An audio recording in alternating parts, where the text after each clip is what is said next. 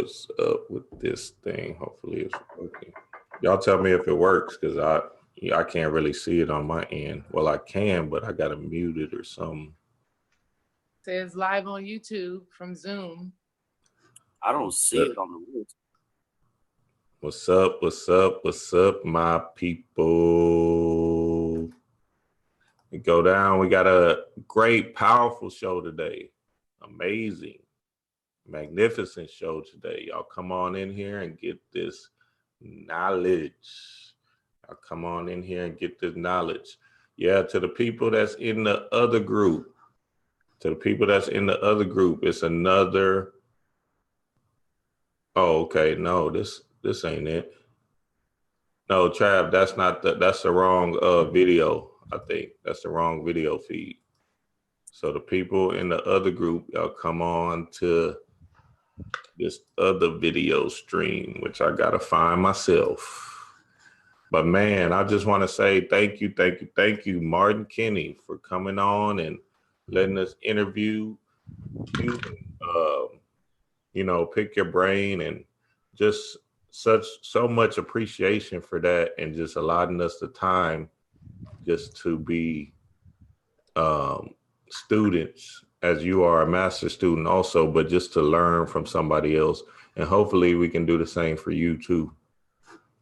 Oh, thank you, Kamari. Yes, absolutely. I'm so honored and glad to be here. I'm looking forward to it. We've had a brief 10-minute chat, and I'm buzzing to go. Thank you for having me on, guys. Yes. Let me tell everybody who we have on at the time. Right now, we got the God, Trav, Tahuti in the building. Travis Majors. Y'all know him. Y'all know what it is. Peace. We got our goddess, my queen, D. Ray, my yacht. Peace, family. Glad to be here. And no, Trav and D. Ray ain't together. That's Tahuti and my yacht. Nah, that she. Trav is with Sachet. That's who he with. He used to was. We got the God Osiris, Mike, in the building. Oh yeah. Ashe. Michael Bell, y'all all know Mike, man. Come in with the knowledge all the time, full throttle. And we got myself, Dream Wise, Baphomet. There you go. The perfected man. The perfected man, trying to get there, man. Well, we're going to learn some things today. Okay, so what I'm going to do, man, I can't see the YouTube yet, but what I'm going to do, family, is I'm going to show y'all this model Martin Kinney has, and then I'll explain it real quick, and we'll try to go from there, because I want everybody to have a powerful understanding of what's going on with this model. So let me share my screen. Let me share my screen, share. And we have also Sekhmet coming later. Sekhmet coming with that fire later. Y'all know her as Mook. So y'all be on the lookout for that. Okay, let me make it bigger. Can y'all see my screen? Yeah. Yes, we can. Awesome. So the God Master Student Spiritualist, Martin Kinney, has this powerful model of what flat Earth is. Okay, and I'm gonna try to run through this as powerfully as I can. Now in the middle is the Aryans, right? This is a whole Aryan race.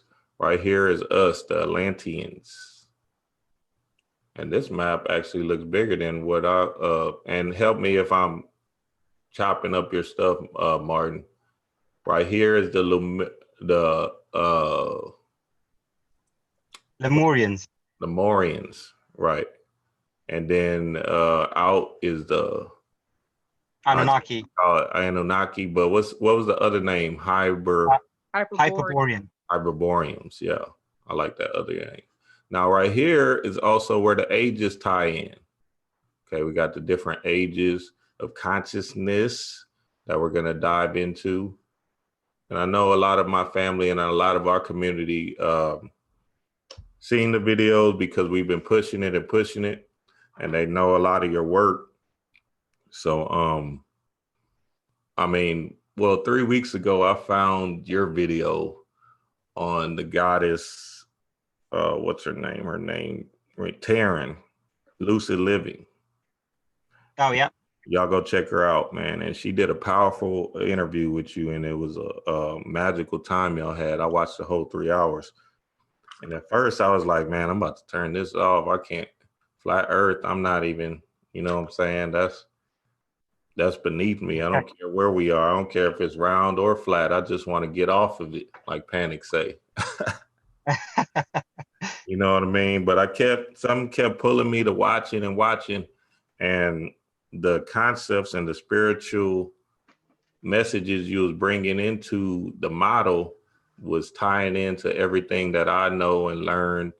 And so I want to big up you for that. My first question is, before we jump all the way into this thing, is tell us a little bit about some of your teachers and the books that help you kind of propel this model into the stratosphere. Yeah. So this is a bit strange for me. I I almost feel embarrassed saying this a lot of the time, but I think those of us who are spiritually on this journey will totally understand. I don't read books at all. I've not read any books. I don't own any books. I struggle to read books. I've got a low attention deficit. I read 2 or 3 pages. I get bored no matter what I'm reading. I don't know why. So normally if I do get a book, I peruse through it. I open a page, I read a few lines, I open a page, I read a few lines. I look for the pieces that I need to find in the book. And I suppose my gift is being able to see and connect dots really quickly. So I don't need to read a whole book to understand what the book is saying. Right. I can just read the synopsis and I will get what I need from that and connect the dots and move on. So for me, my teaching or my process of learning, rather, comes from something known as syncretism, which is basically an ancient science of connecting dots. In ancient days, you might have called these people seers or mystics or shamans. In ancient days, that's what they would have called people like myself, I suppose. So, you know, I learn from learning from other people and from various sources of people. So I don't have one particular source. I don't have one particular model. I don't have one particular perspective. I'm big on looking at everything holistically, everything, regardless of whether I agree with it or not, and then taking what I need from that to build a objective picture that makes sense to me, at least. Okay. So like I always say, I'm not here to preach and say I have the whole truth and everything, and I know everything. Absolutely not. All I've done is I've done my own syncretism. I've connected my own dots, and I've presented it in the best way that makes sense for me, at least. And that's constantly evolving as people add new things, as I learn new things. It's growth is an ever-growing process. But to answer the other part of your question, big people or big influences along my journey have been mainly people like Santos Bonacci. I must say, he was a big part of my syncretic journey of learning what syncretism is and learning how to connect the dots. So he got me going, but that wasn't quite enough. I needed to add to what he was teaching. I saw that there were quite a lot of holes in it, and I felt maybe I could fill in some of those holes. And there've been other people as well. So you know, people like you know, the flat Earth community. The flat Earth was a big trigger for me. It helped me open certain portals within my spiritual and conscious journey. So I owe a lot to that community.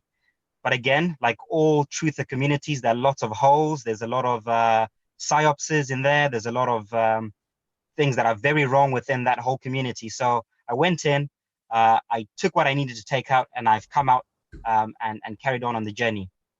There are also people like Bro Sanchez. I haven't mentioned him before. I don't know if you guys know Bro Sanchez. Also, fantastic syncretist, really good at the mythologies. So yeah, learned quite a lot from him as well. People like Seven Boma as well, big influence as well. Lots of great stuff in there. and many others along the journey, which I probably can't remember now, but I will after the show. I'm sure. No, So yeah, that's it in a nutshell for me, really.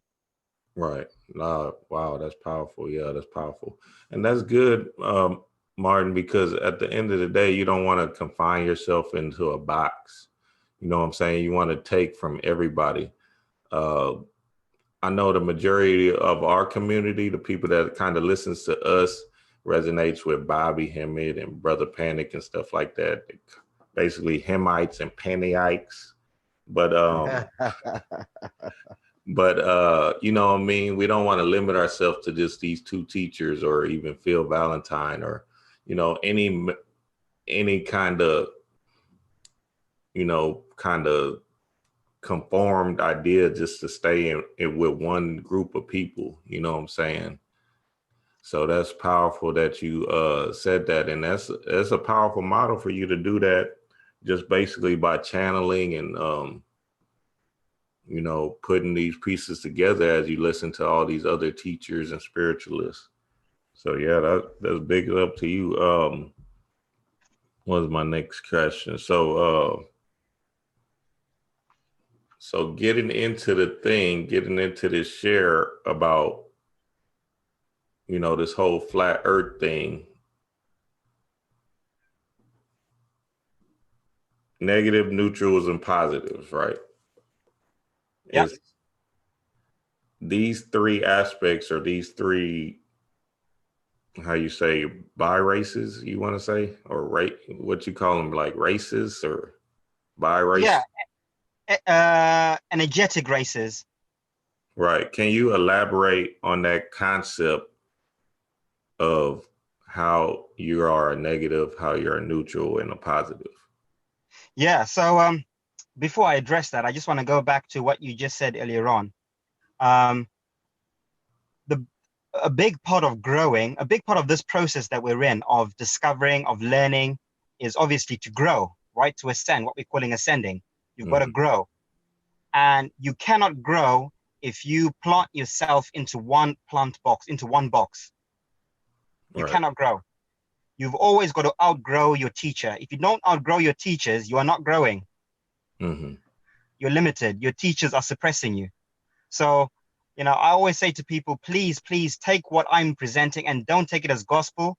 Add to it, outgrow me, and teach me new things based on what you've learned. And I try and do the same thing from people that I learn from as well. So that is super, super, super important. Now, I'm lucky. I awoke. When I awoke, I had no baggage with me at the time. So I hadn't done any real research in spirituality or in mythology or anything. I had no clue at all about anything. I was a proper zombie, a real matrix zombie. So when I woke up, I was a complete blank sheet. I had no preconceptive ideas about spirituality or about ancient cultures or mythology. So I was able to discern and look at all the information objectively, without bias, without an agenda, without any emotional attachment. I just saw things as they were. So I think that's really important for anyone watching this. You've got to have an open mind and a critical eye. Drop everything you think you know or everything you think you've learned. Listen to what is being presented. Take what you need, discard what doesn't make sense or what doesn't resonate with you, and then build it to what you already know. Mm-hmm. Yes. Right. Going back to your question.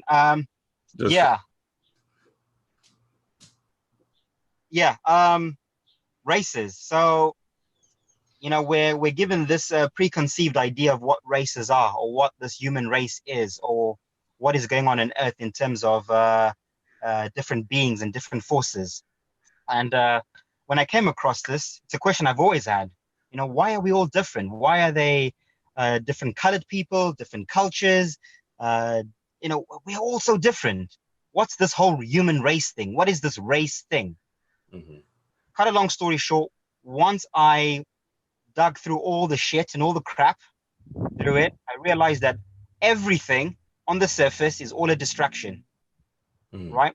All these physical elements we tag as races black people, white people, this race, that race.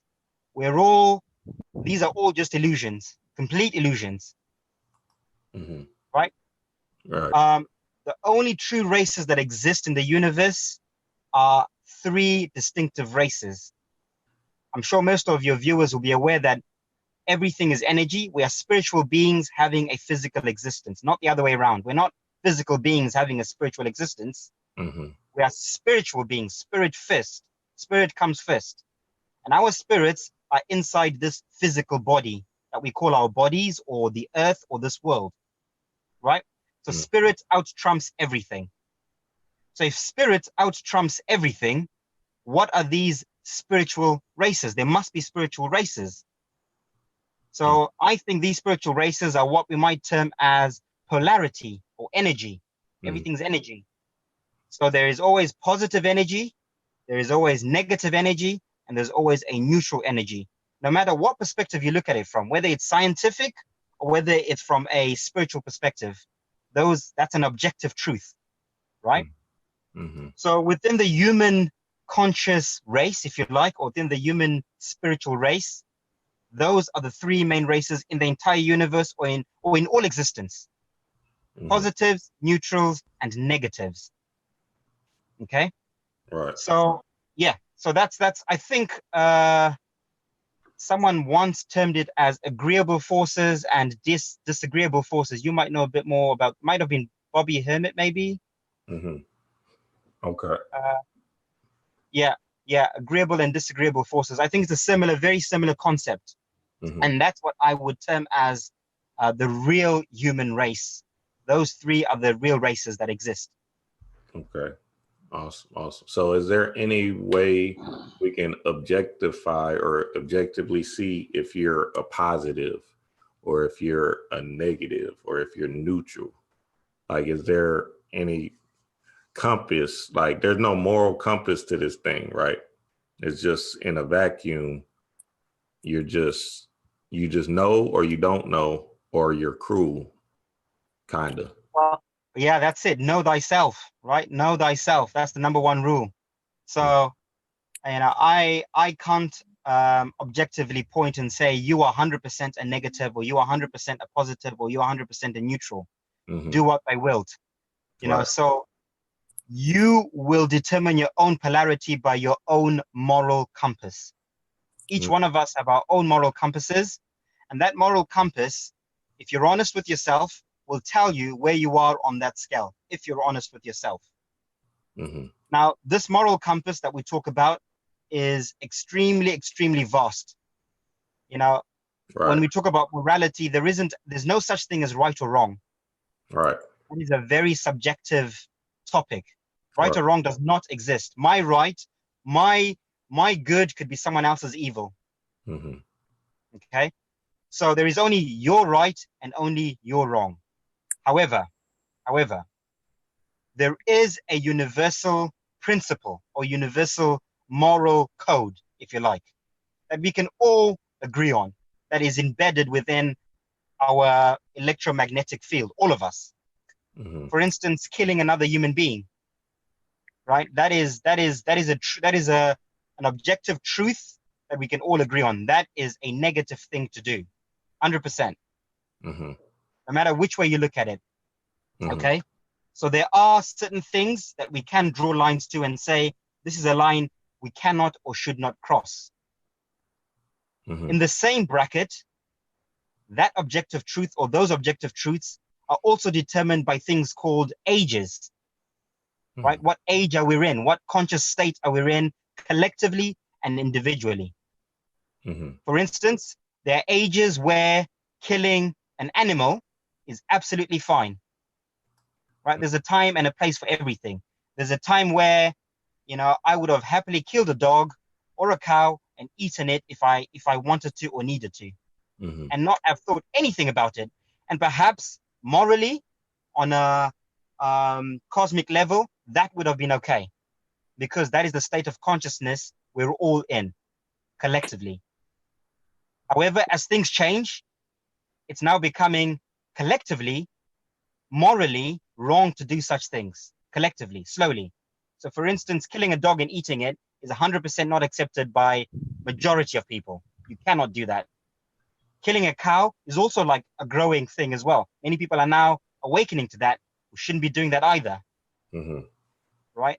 So right now, your moral compass will tell you where you are collectively. I'm plant-based. I always use diet because diet is the easiest way to gauge some of these things. Mm-hmm. So where I am, I'm on a plant-based diet. I can never dream of eating the flesh of another being, of any animal, anything. For my moral compass, that is a line I cannot cross. Mm-hmm. Regardless, whether it's a human being or a cow or a chicken, I regard them the same. Mm-hmm. Right? Right. In the same breath, I might meet a breatharian who will say, well, Martin, you're not woke, brother. Plants have feelings. Plants have emotions. You shouldn't even be eating plants. Mm-hmm. Right? So that breatharian, that is their moral compass. Now, for me, I'm not yet there, and I accept that because I know myself. Mm-hmm. And I'll say, brother, I agree with you, but I'm not there. Mm-hmm. No, I That is got where. So that is how I would try and at least try and explain that concept to people. It is not something I think anyone can explain in definitive terms and say, this is exactly what it is. It's all about knowing thyself and gauging your own moral compass against the collective moral compass, and then coming to your own truth and your own path and your own journey. Mm-hmm. Right. Okay. Yeah, I like that. Yeah, because that was one of the questions that kind of stuck out to me whenever I heard your motto, because just like you were saying, at the end of the day, there's no right or wrong, or there's no good or bad. But then, so now what it breaks down to, and I'm glad you broke this down like that, is the mind. Is whatever's in your mind is going to be able to, I guess, repel your positive nature to get to the other side or get to that other tumorial field, or your negative nature. With that, anybody want to expound on that? Mike, or yeah, go ahead, Mike. Yeah, I totally agree. I was actually having a conversation just yesterday, and the conversation was about lies. You know, a lot of people, and this is something I want to direct to the group, but specifically to Mark, to Kenny. A lot of people, when they first wake up, they're angry. I've been lied to. They're lying. And so I had a friend of mine who's in the quote unquote woke community, but he was saying, man, I've been lied to. So I've been there. When you first come into any awakening, because you find yourself in a state of belief. And a lot of people say, but in the middle of belief is LIE, is a lie. So a lot of people wake up and they're angry. I've been lied to. But I was trying to explain that a lie is actually subjective, because if I believe something, I've been indoctrinated. If I've been indoctrinated and I believe it, it is not a lie. It's my truth. So I was trying to explain to my friend that it's not that you've been lied to, because lies are subjective. What you're actually angry at is that you believed something that wasn't true. And so I just want to say, in terms of the topic we're talking about now, is that for Martin, why is it that you think when most people wake up, they're angry? I've been lied to. And it's hard. The explanation that I gave to my friend just yesterday was, when you come from a place of belief, you're angry because you believed someone other than yourself and what your soul was actually trying to tell you this entire time.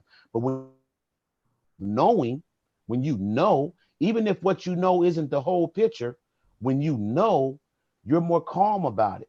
And how I explain it to my friends, if somebody came to me and told me something about my mom, man, your mom was a white lady.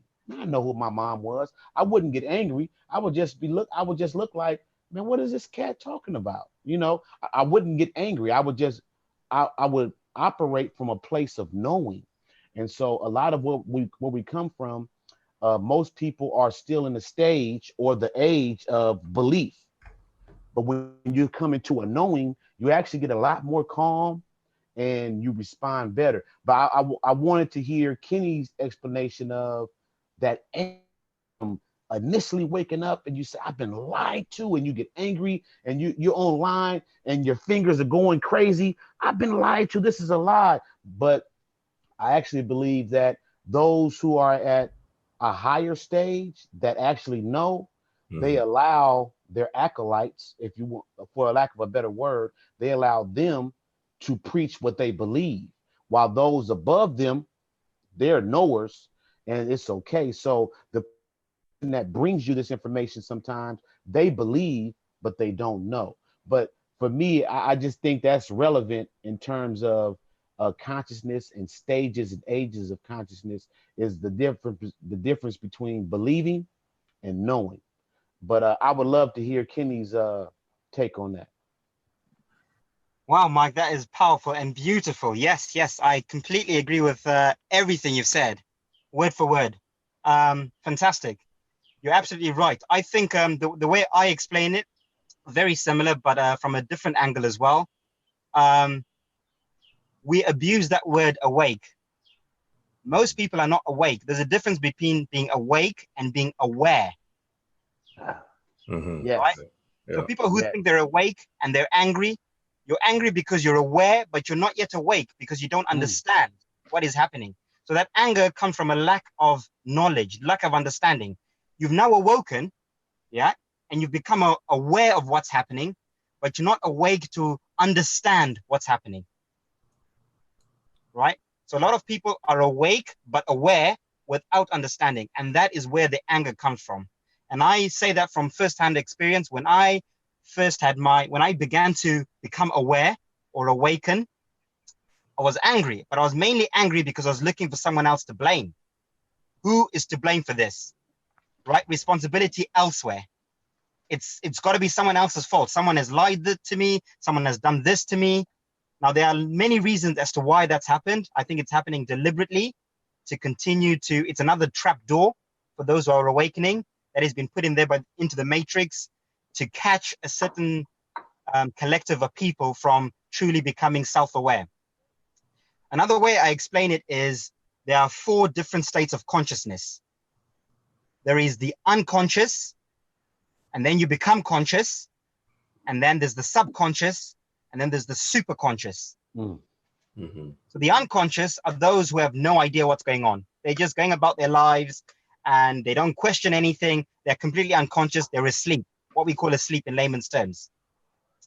That moment when you begin to awaken or become aware, this is when you become conscious. You're not going, hang on a minute, there is something going on here.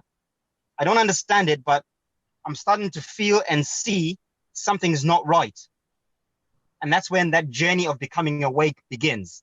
That is when you start becoming conscious, what we call the conscious community. So that is a big bracket of people that are in that conscious community. And then within that, there's so much confusion. There's so much false information. There's so many lies, so many trapdoors. And we're all arguing and fighting within this conscious box. And those who manage to find their way out of the conscious box become subconscious.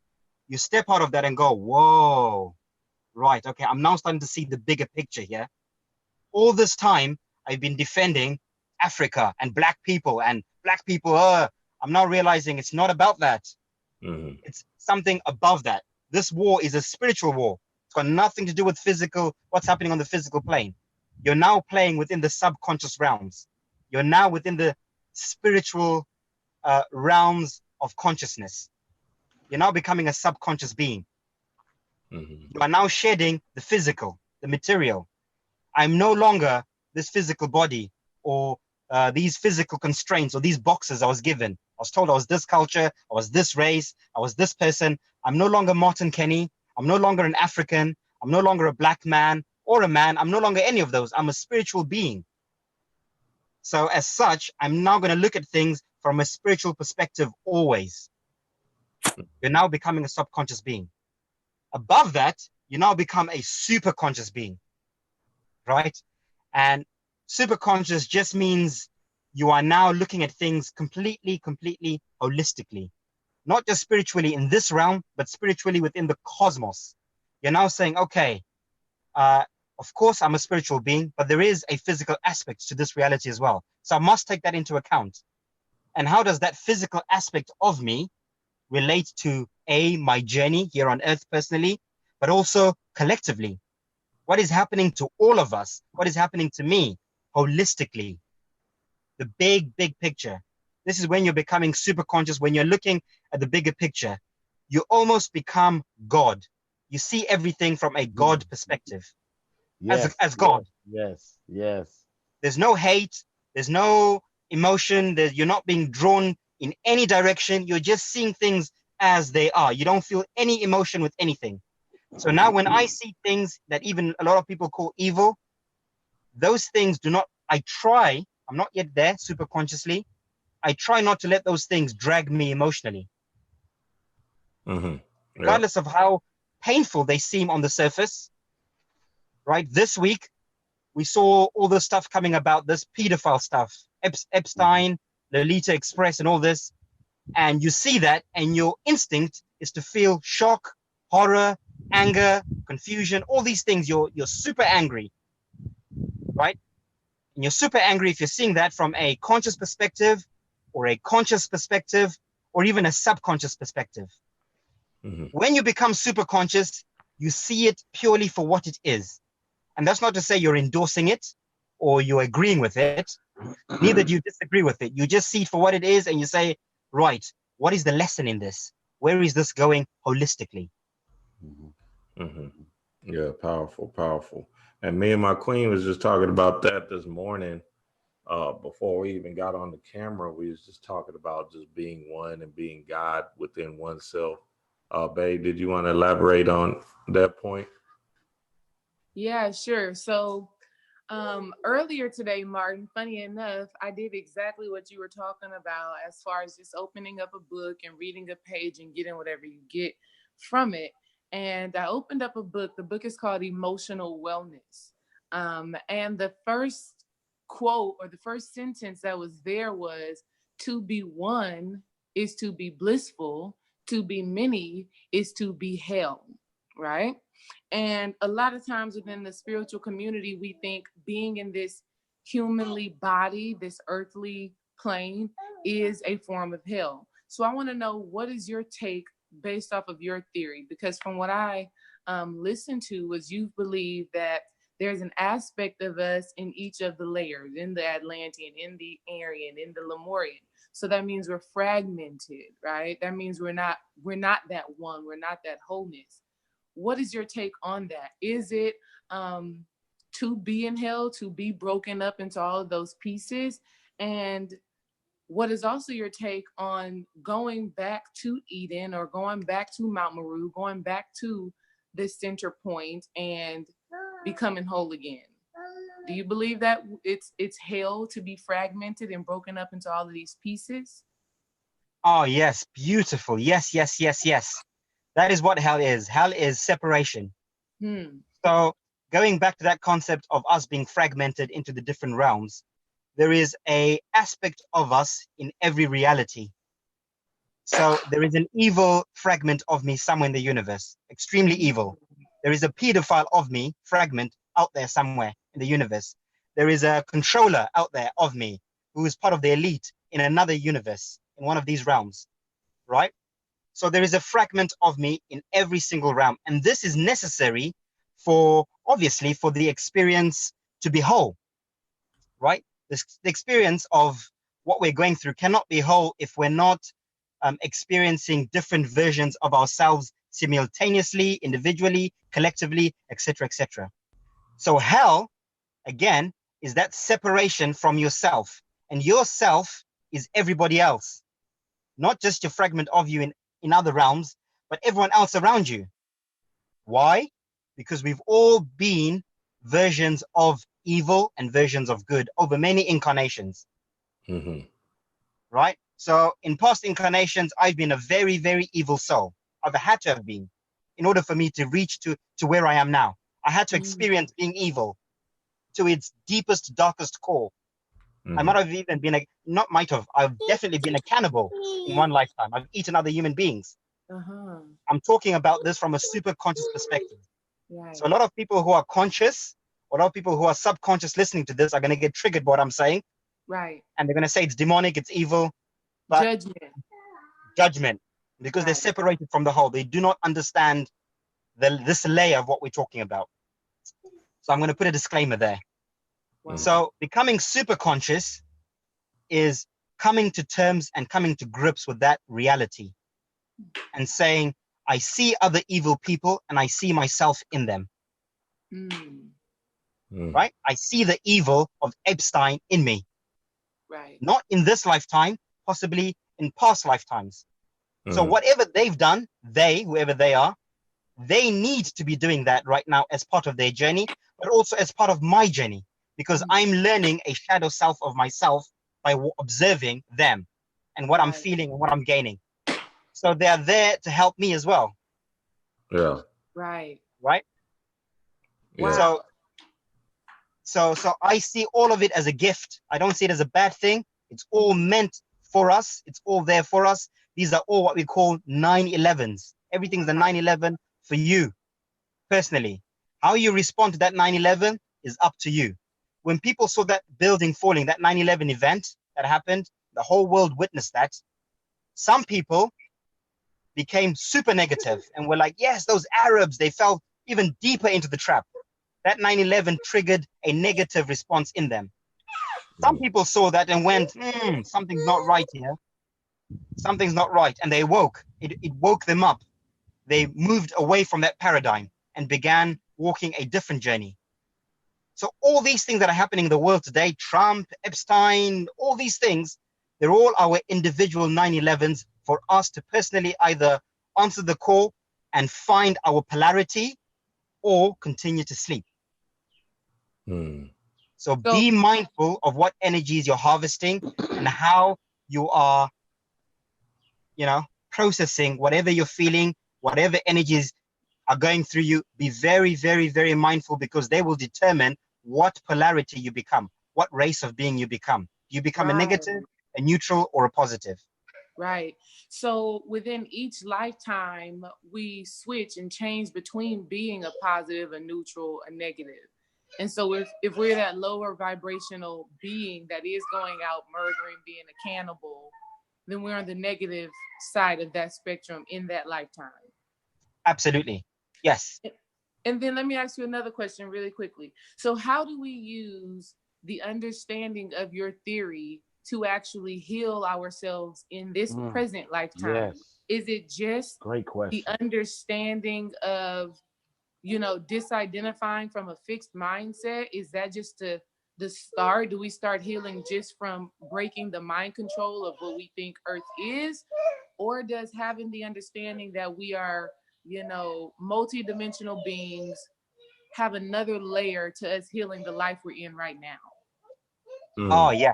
Yes, sister. Absolutely. So in this reality, this thing we call life on Earth, this is a playing field. This is all this is. This is a school. It's a playing field. We are spiritual beings on this journey to learn about ourselves. And then eventually, when we're ready, we outgrow this playing field and we move on to the next classroom. Right? There are different levels. Like anything in life, any form of learning, you start in first grade. When you've learned what you need to learn in first grade, it's time for you to move on to second grade. When you've learned what you need to learn in second grade, you move on to third grade. This is exactly the same concept that we're having here on Earth.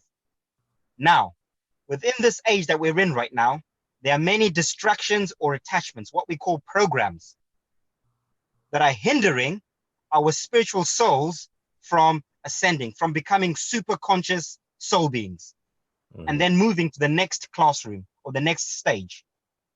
And these programs come packaged in many different ways, right? Sometimes they come packaged as they appear to be a good thing, but once you outgrow them, you see that they're very childish.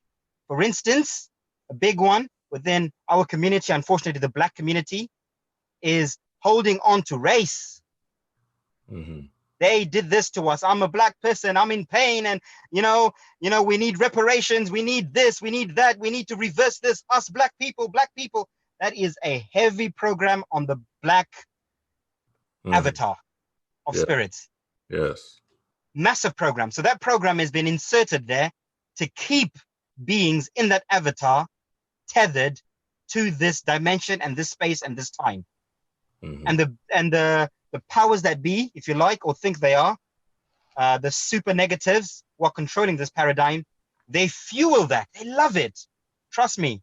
They're not spooked by people going and, black power. They are encouraging it. They put wood in that flame because they know the more you're tethered to your physical self, the more you're imprisoning yourself to this physical reality.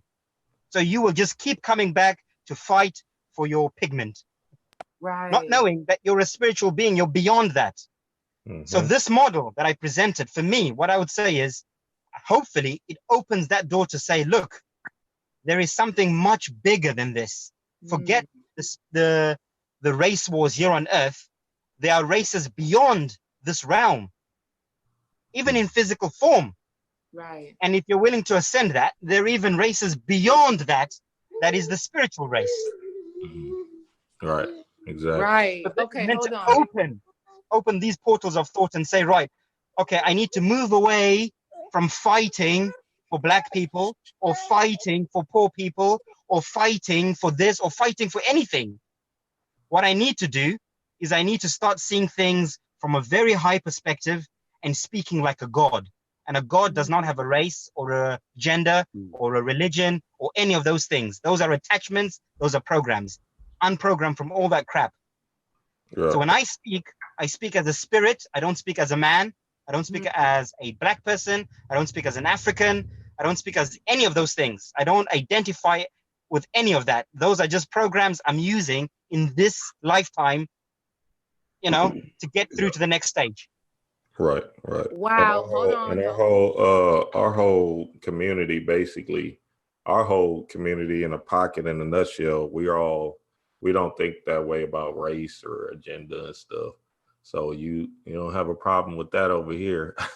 Trav, you wanted to enliven Hold on, this? babe. Hold on, babe. Hold on. Go I ahead. have one more thing I have to say to Mr. Kenny. Okay. Go ahead. First off, that explanation was just amazing.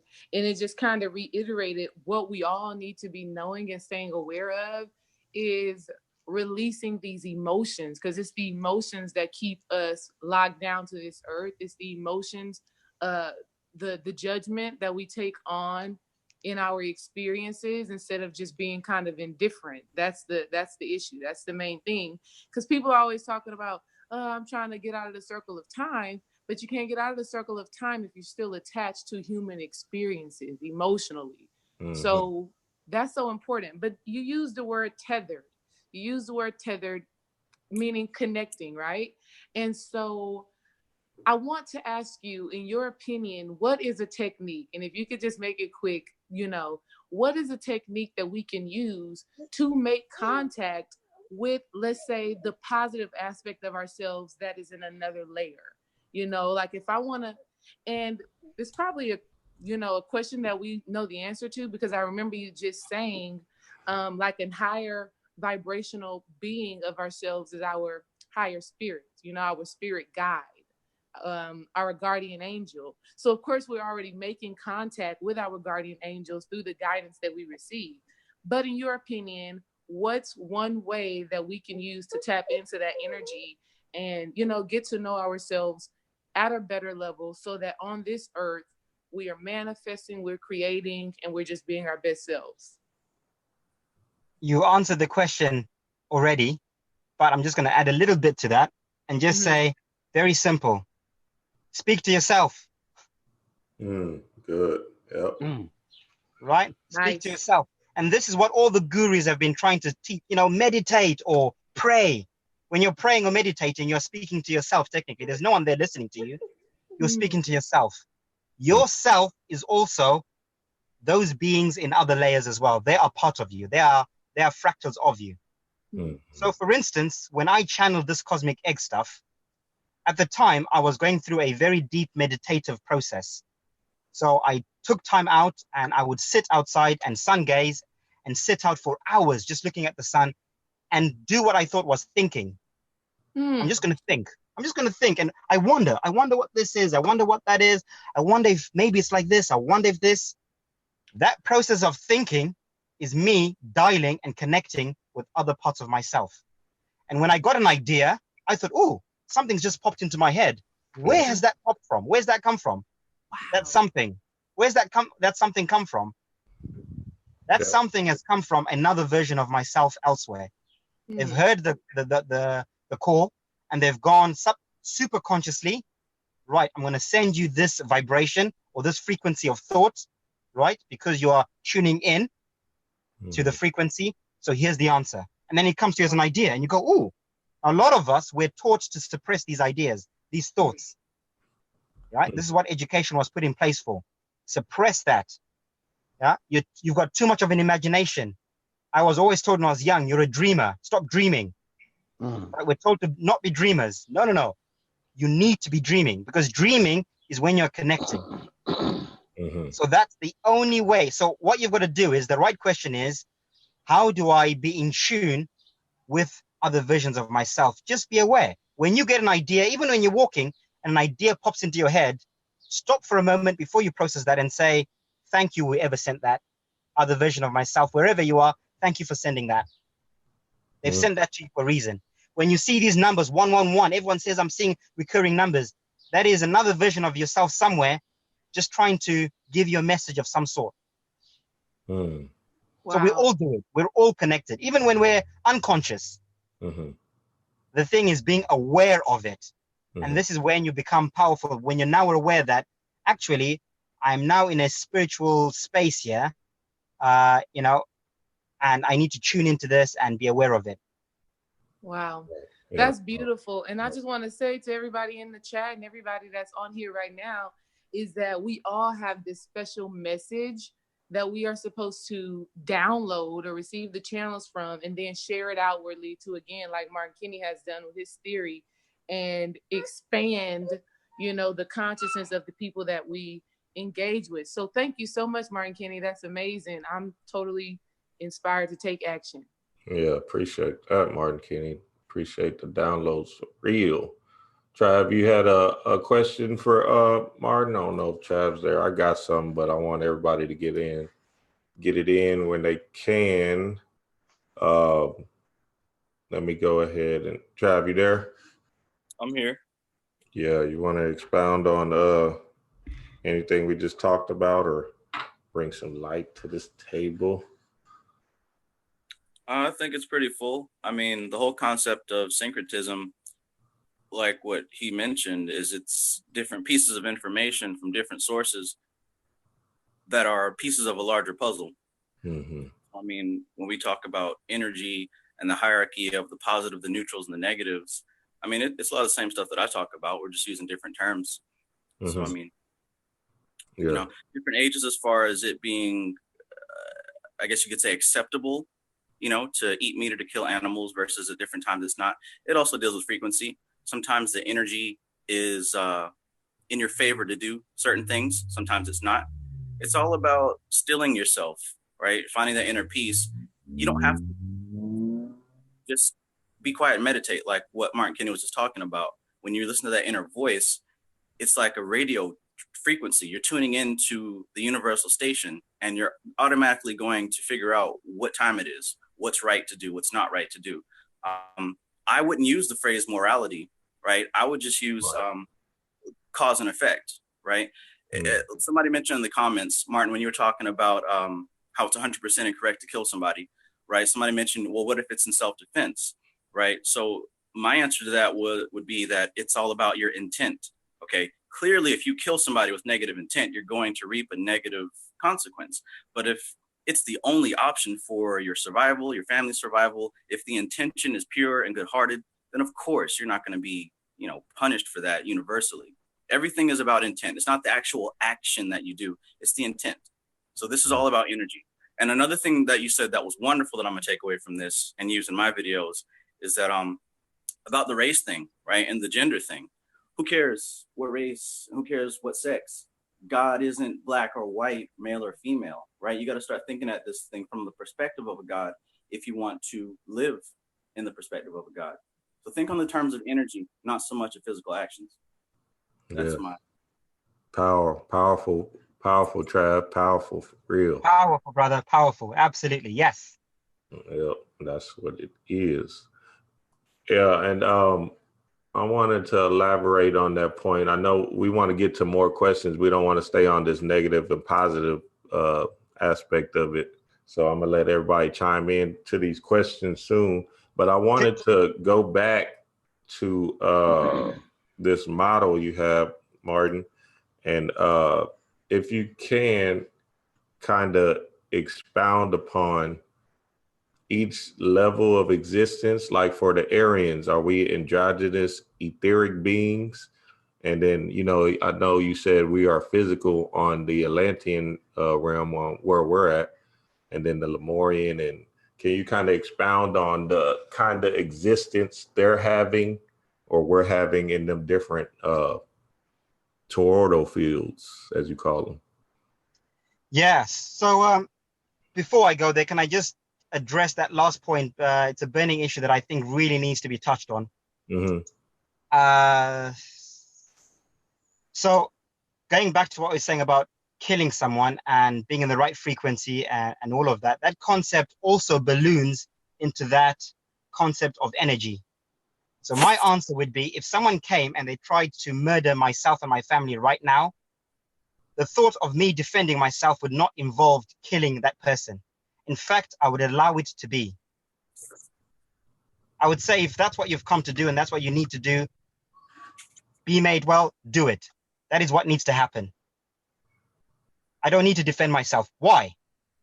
Because I have detached myself from this physical aspect of myself. Mm-hmm. I'm in the world, but I'm not of the world. Right. Right? So when someone kills me, they're not killing me. They're killing my avatar, my character in this game right now. So it's not death to me. To me, all you're doing is you're not doing any harm to me. You're doing harm to my avatar, to my body, but that's temporary. It's going to expire anyway. Mm-hmm. So the thought of killing anything or anyone, for me personally, where I am, is not even a thought I would ever entertain under any circumstance whatsoever. Mm-hmm. For that reason, because I now see things from that God's perspective. I'm an energy being. If you want to do harm to my avatar that I'm using at the moment, well, fine. But you're not killing me. You can never kill me. I will move on to something else. Mm-hmm. So I will do it with a smile on my face and say, right, pull the trigger. I love you. And I hope, you find your way on your journey. And that's it. Right. So I just wanted to put that in.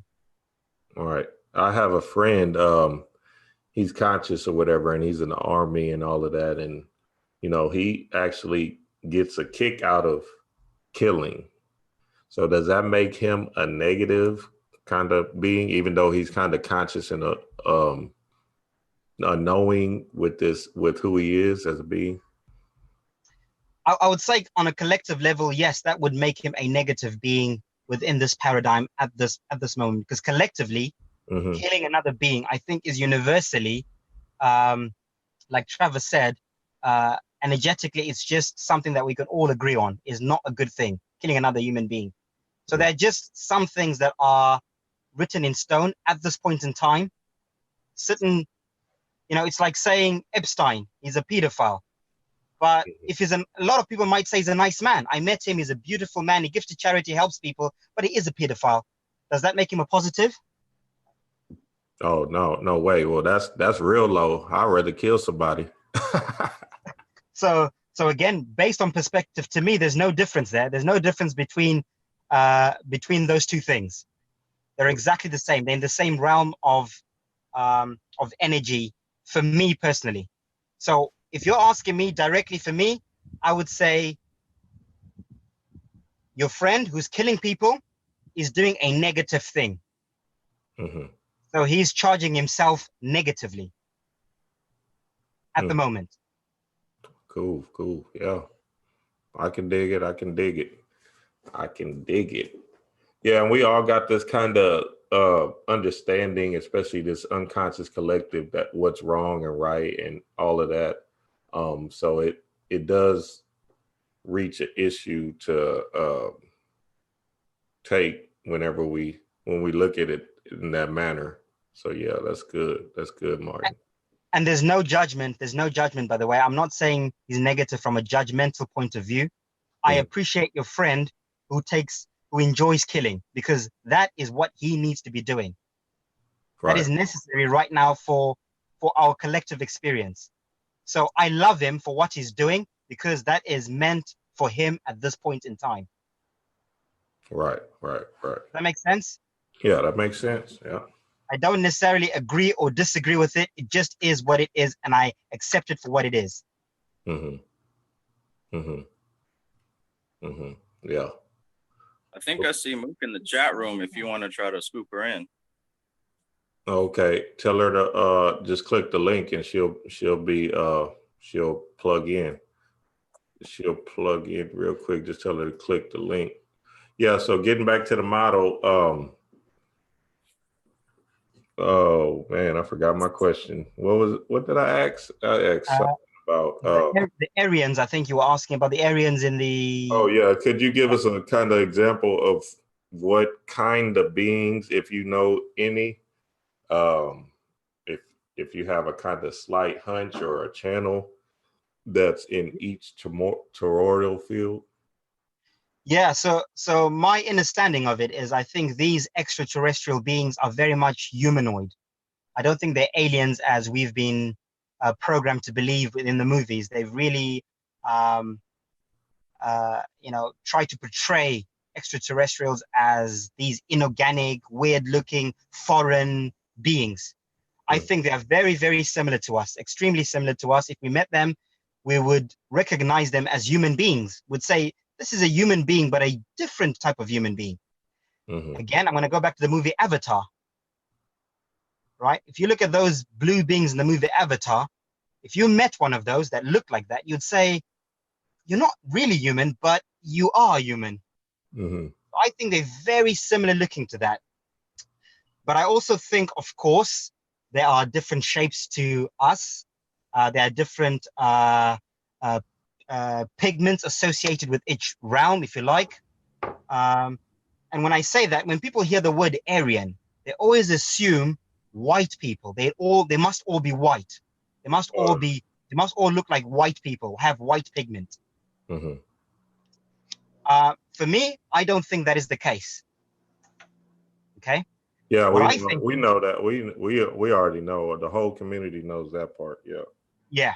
So I think these Aryans, okay, they are their features, not their pigment, their features would probably be very similar to what we call white people over here. When I say features, I mean maybe their nose or their face structure or their bone structure would be very similar to a pure Nordic white person here.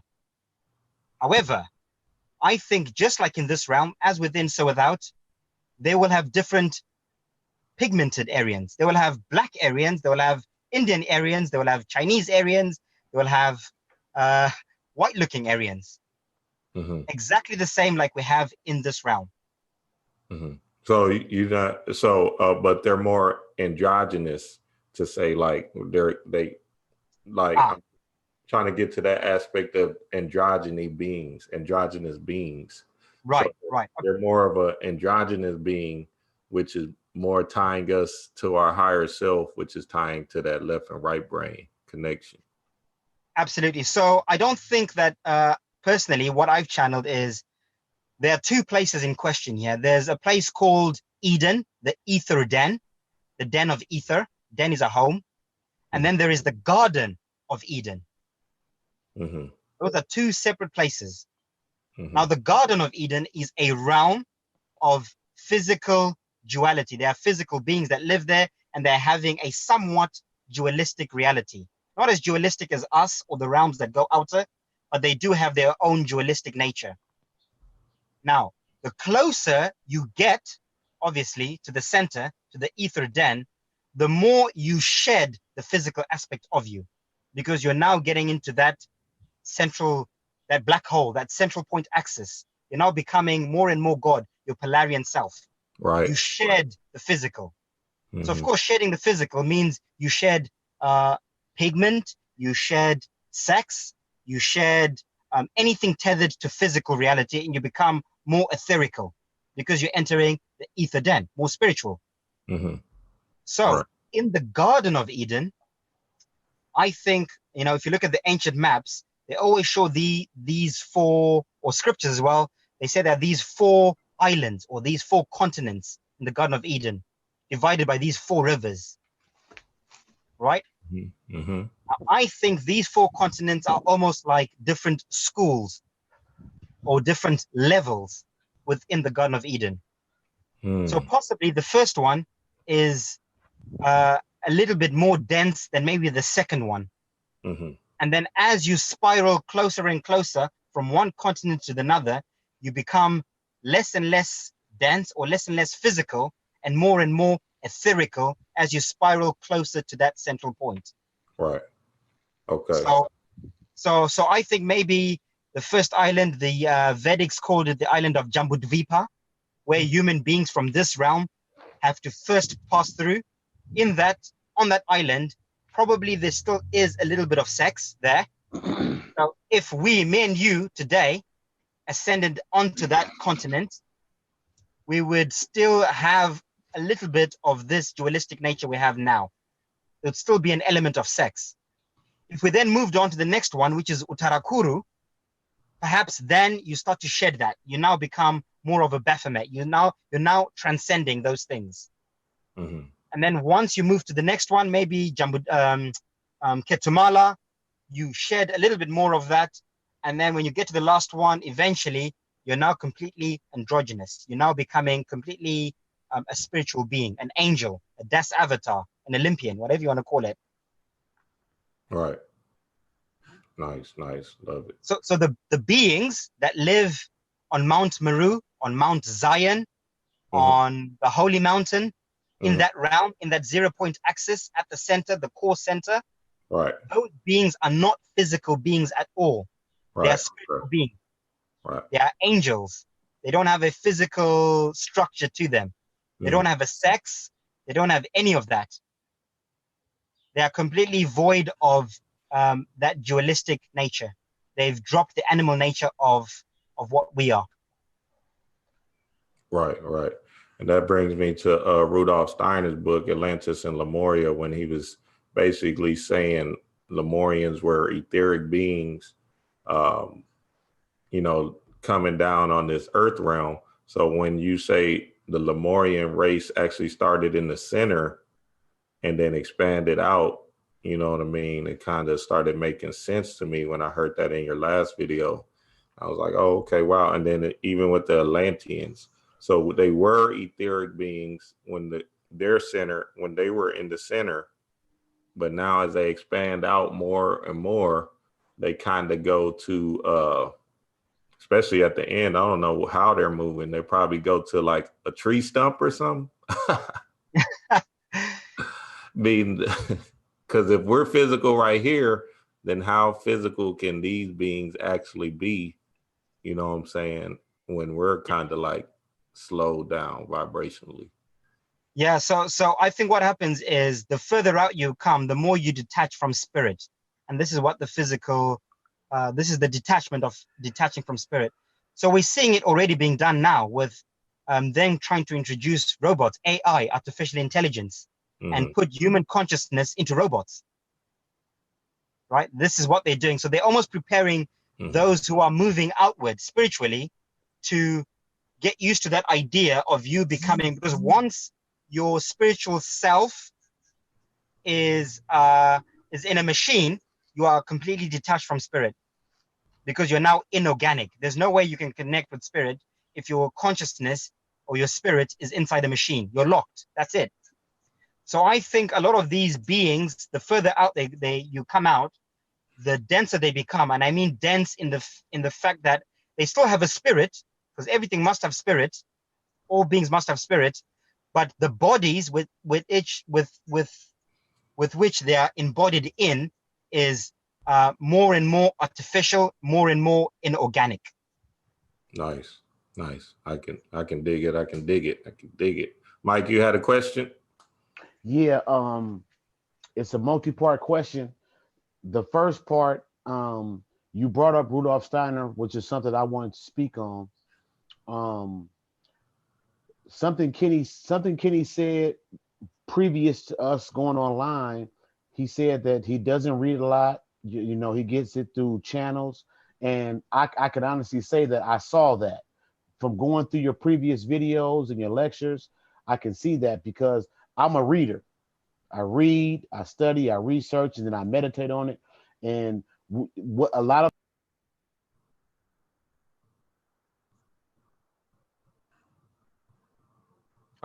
I think Mike. what you say lines previous people who have tried to document what you've documented. And what I wanted to ask you was real quick before I get to my main question, because the feedback I got from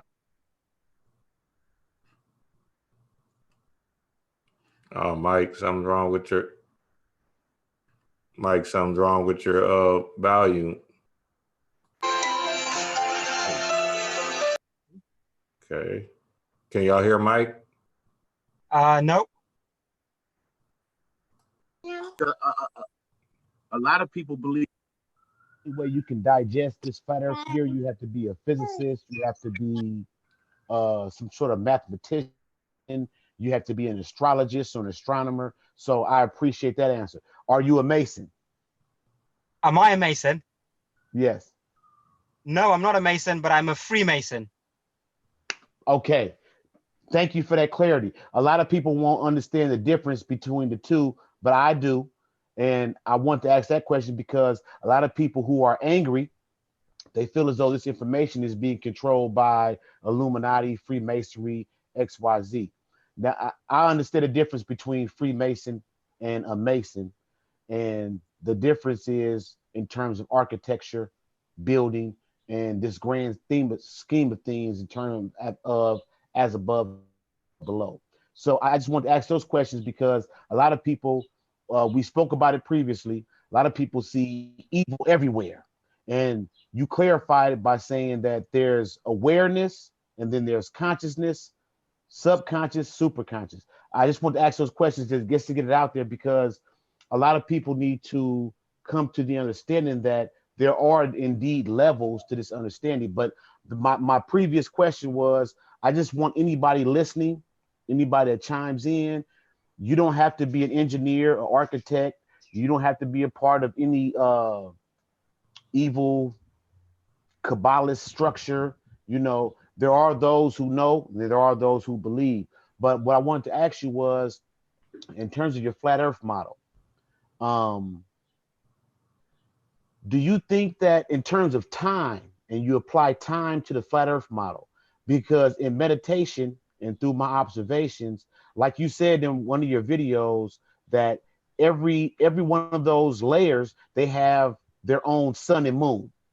And so when you apply time to those models, do you think that each layer is operating at a different time, a different vibration? Because what I've come to is that time is very subjective. It's not objective. So if you're an Aryan and Mercury is your sun and moon, and androgynous sun and moon, then time would move differently for you.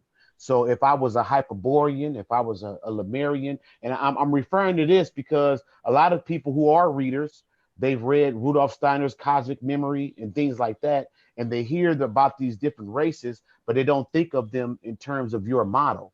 And for me, being a reader, I could definitely see where it all corresponds and synchronizes. But I just want to know that in terms of time, because a lot of people, like you said, these different races, they might look different like Avatar, but they are human.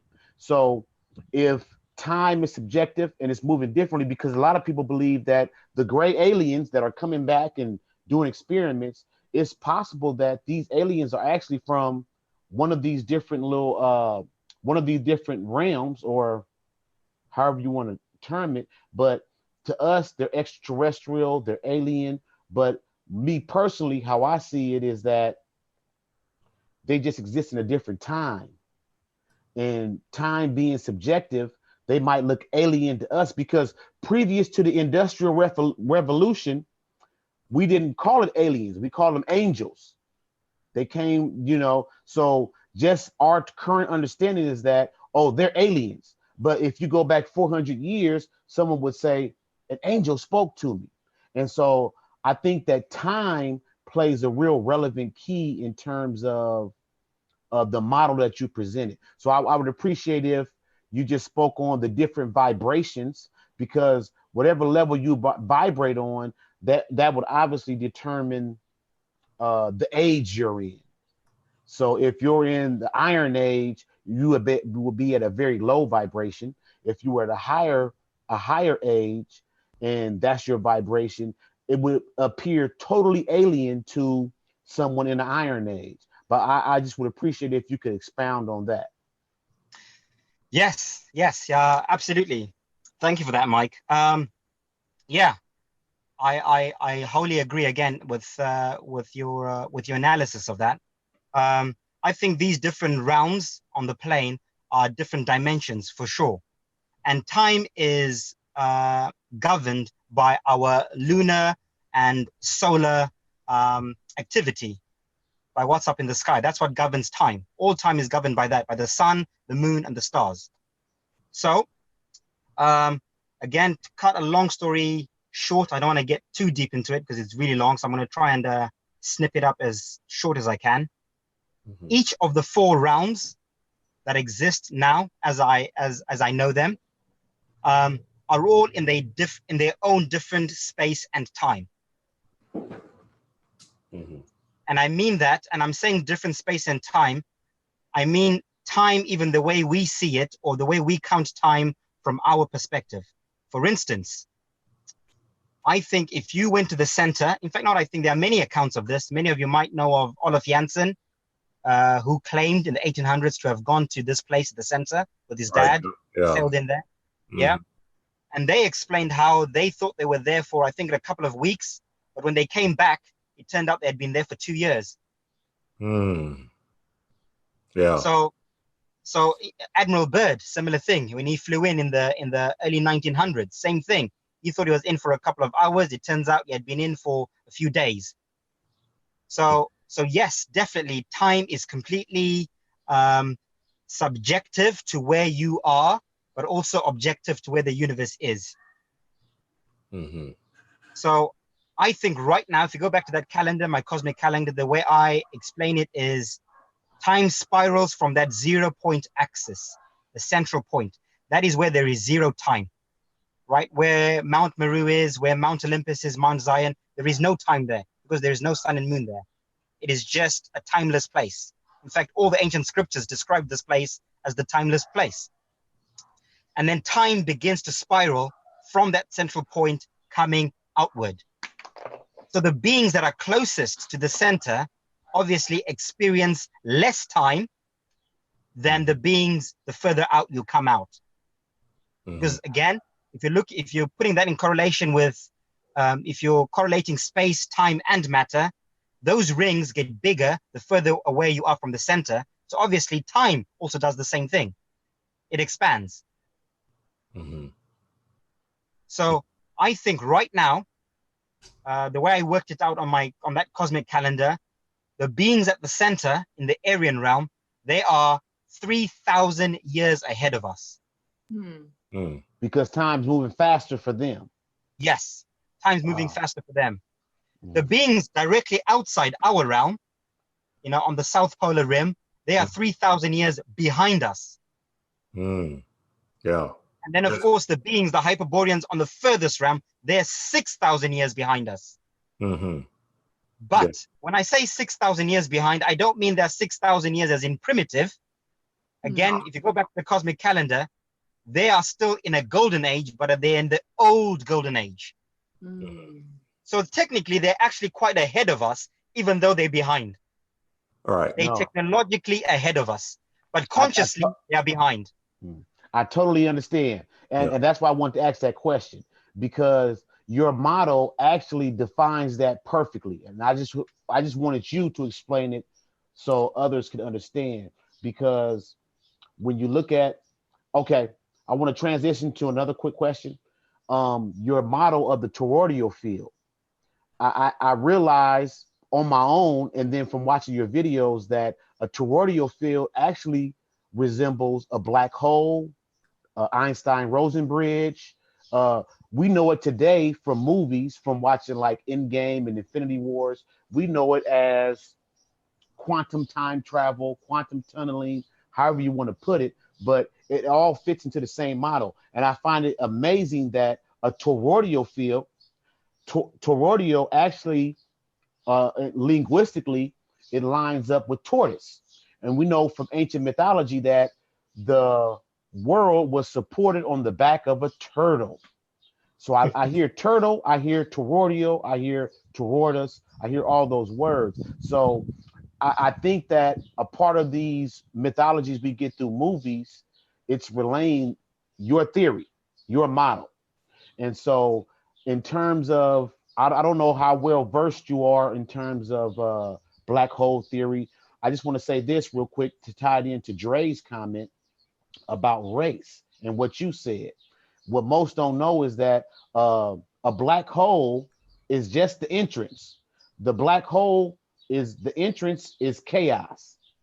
It goes to a singularity in the center, and then it exits at a white hole. And I was brought to my personal syncretism that mythology is playing out in our current era. Mythology is playing out in terms of race, because you have a black hole, which is chaos, which is sucking up matter and breaking it down. And then you reach a singularity, and then it exits at a white hole. So I looked at it in terms of maybe what we interpret as race is actually cosmic theory on a grander scale. And so at that single point would be Earth. And anybody that's familiar with Kabbalah, Earth is called Malkuth. Malkuth is known as the kingdom. So here at Earth, in that singularity, even though we experience polarity at this singularity, which is Earth, and in your model, the toroidal field, you have the entrance, which is a black hole. We have the exit, but in that center point is where you experience, because like you said, it's always in threes. So I just think that in terms of race, I just wanted to tie it into previous what Drea said, is that the human race is for humans. C. Freeman L. did excellent work on breaking down the Bible, and that it's all about putting on the mind of Christ, becoming God. Mm-hmm. And so what we find ourselves at this center axis, this crux, where you see the entrance, which is the black hole, and then you see the exit, which is a Freemason, a Masonic saying is it's escaping me. It's ab ordo chaeumdum, whatever it is. But the saying, it encompasses, out of chaos we bring order.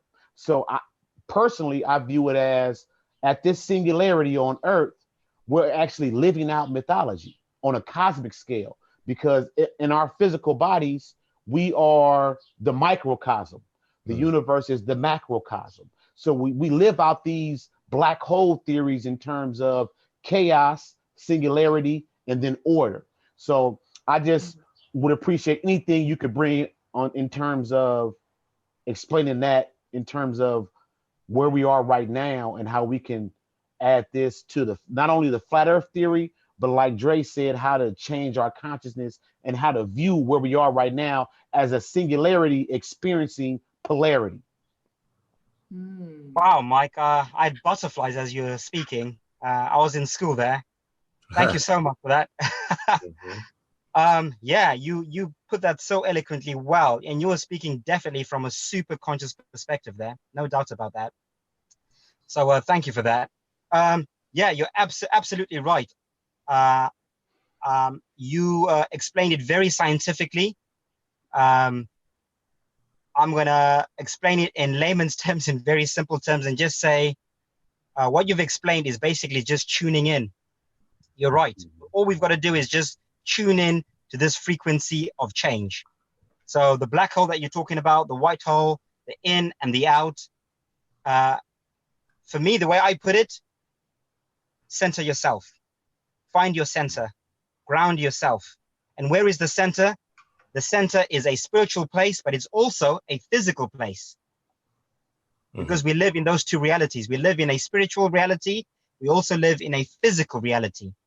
So I always try and merge the two. So you hear a lot of spiritual people, they concentrate too much on the spiritual, and they say, center yourself, heaven or Eden is within you.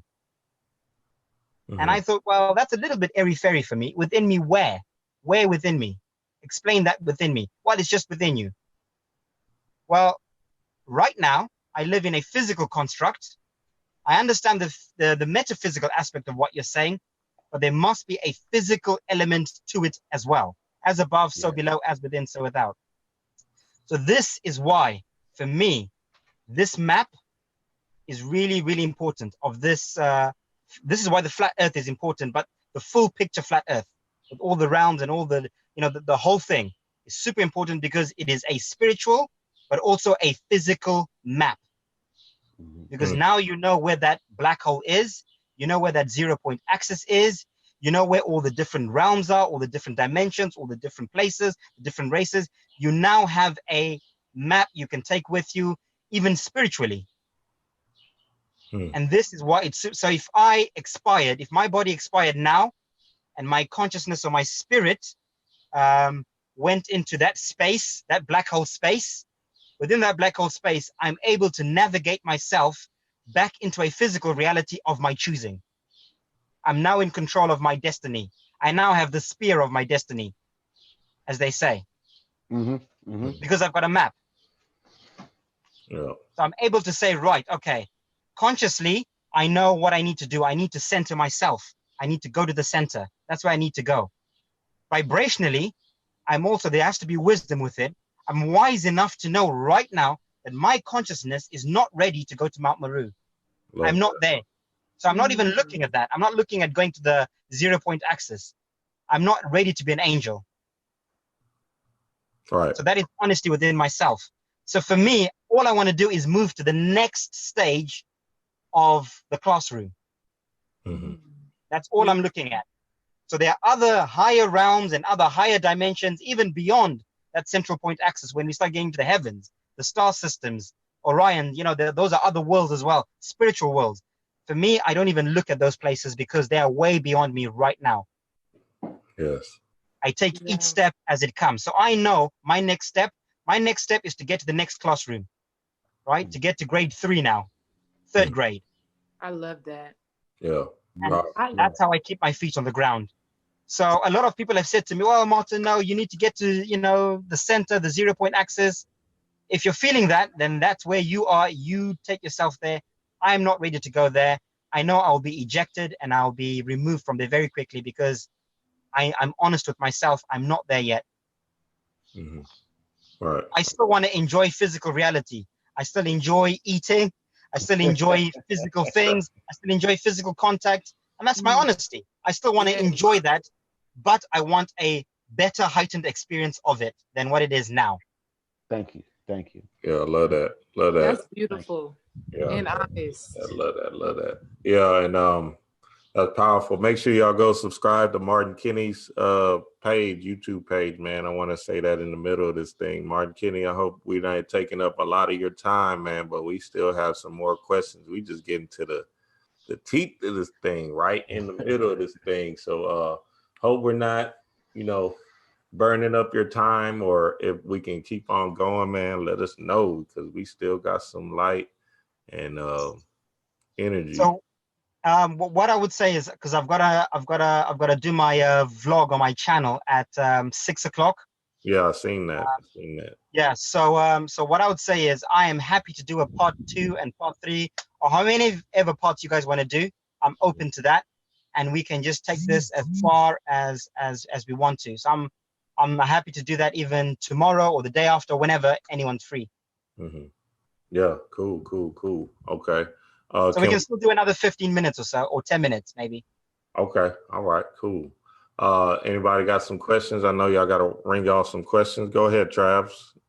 In reference to the age of Aquarius, right?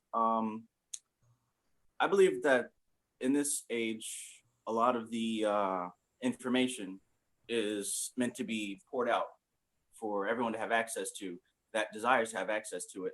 I've heard you speak in your videos about a certain, I guess, plasma wave type deal. Long story short, if your boat's in the water, a rising tide lifts all ships.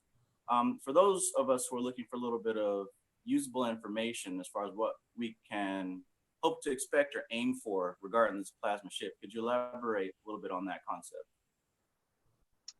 Yeah, so I think we can all agree that there is definitely a shift happening at the moment. What we call this conscious movement. There's an awakening happening. There's a conscious movement. There's people are waking up.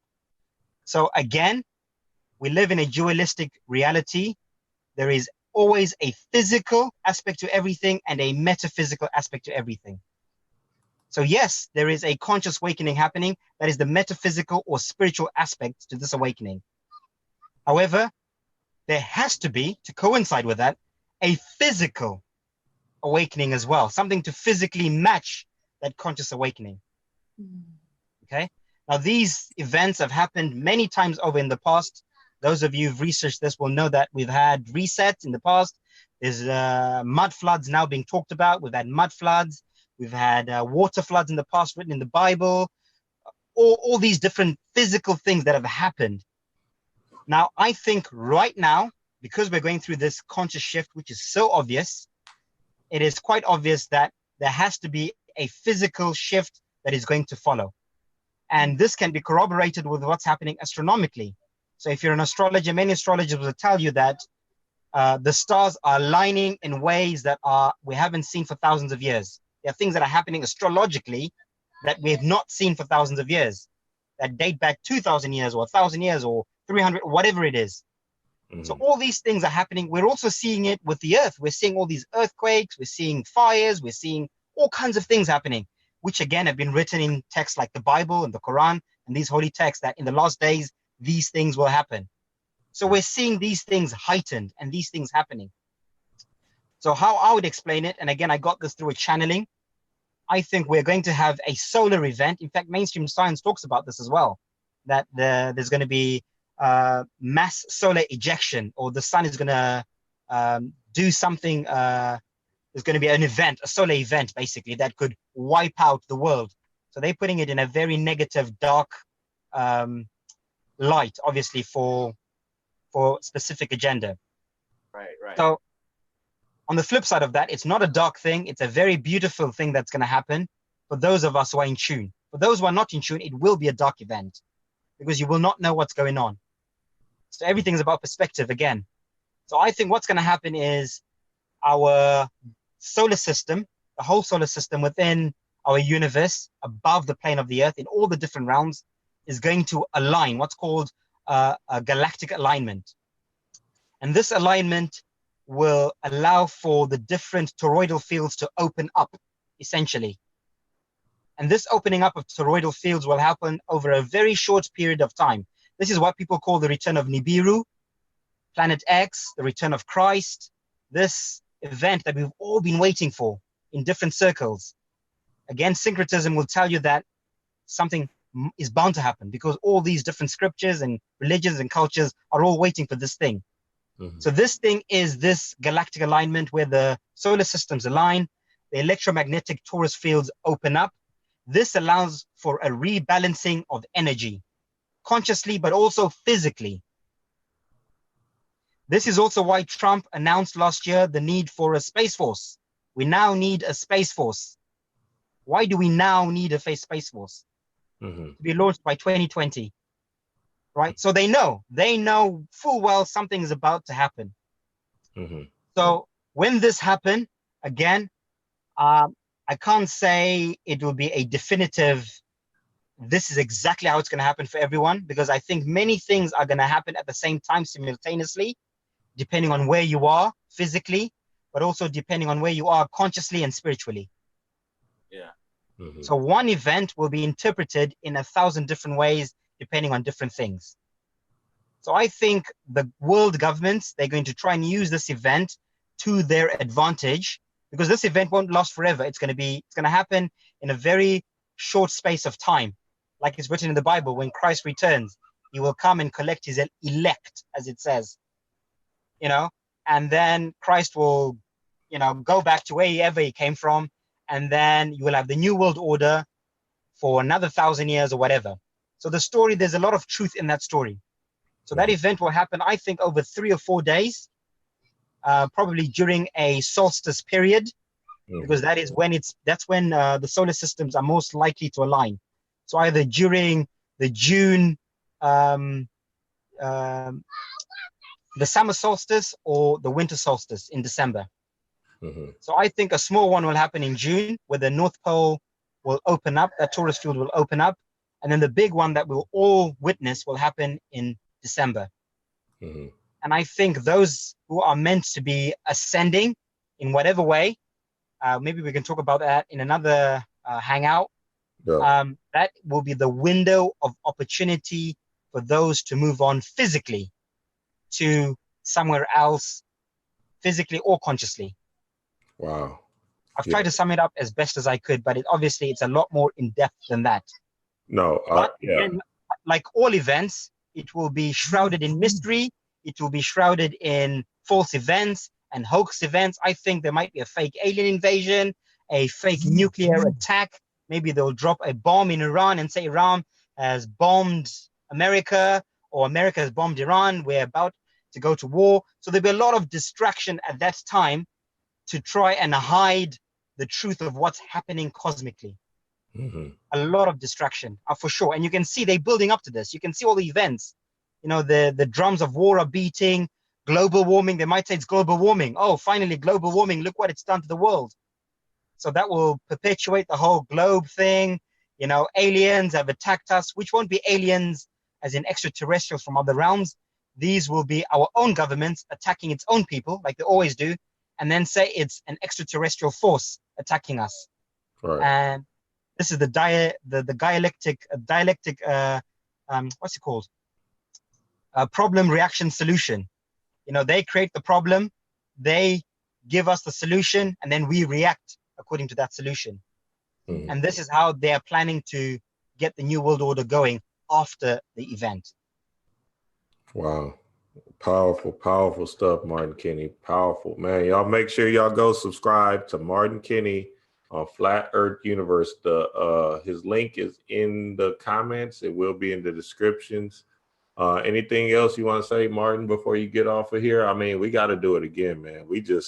We barely touched the surface of this thing, and we're glad that you were able to give us your time and just make this energy in this show powerful for the whole family. So I know the Chaos community just appreciate you for joining us, and you know what I mean? We got to do it again. Have to. Yeah, absolutely. Thank you, guys. I think we covered so many bases, and yeah, I'm looking forward to the next one as well. And we'll dive maybe even deeper if we can. I'm looking forward to that. Thank you so much, guys, for having me on, and thank you for the rich, super conscious conversation. All right, Martin. We'll see you around next time. We'll see you again soon. Thank you, guys. Peace. Peace. Yeah, man, family, we still on live, so y'all don't shut down, man. The family's still on live.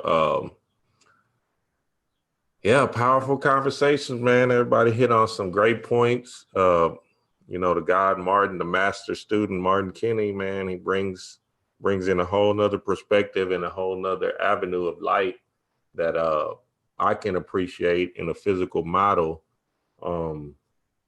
Man, shout out to the chat room. Shout out to the Chaos family out there, everybody out there.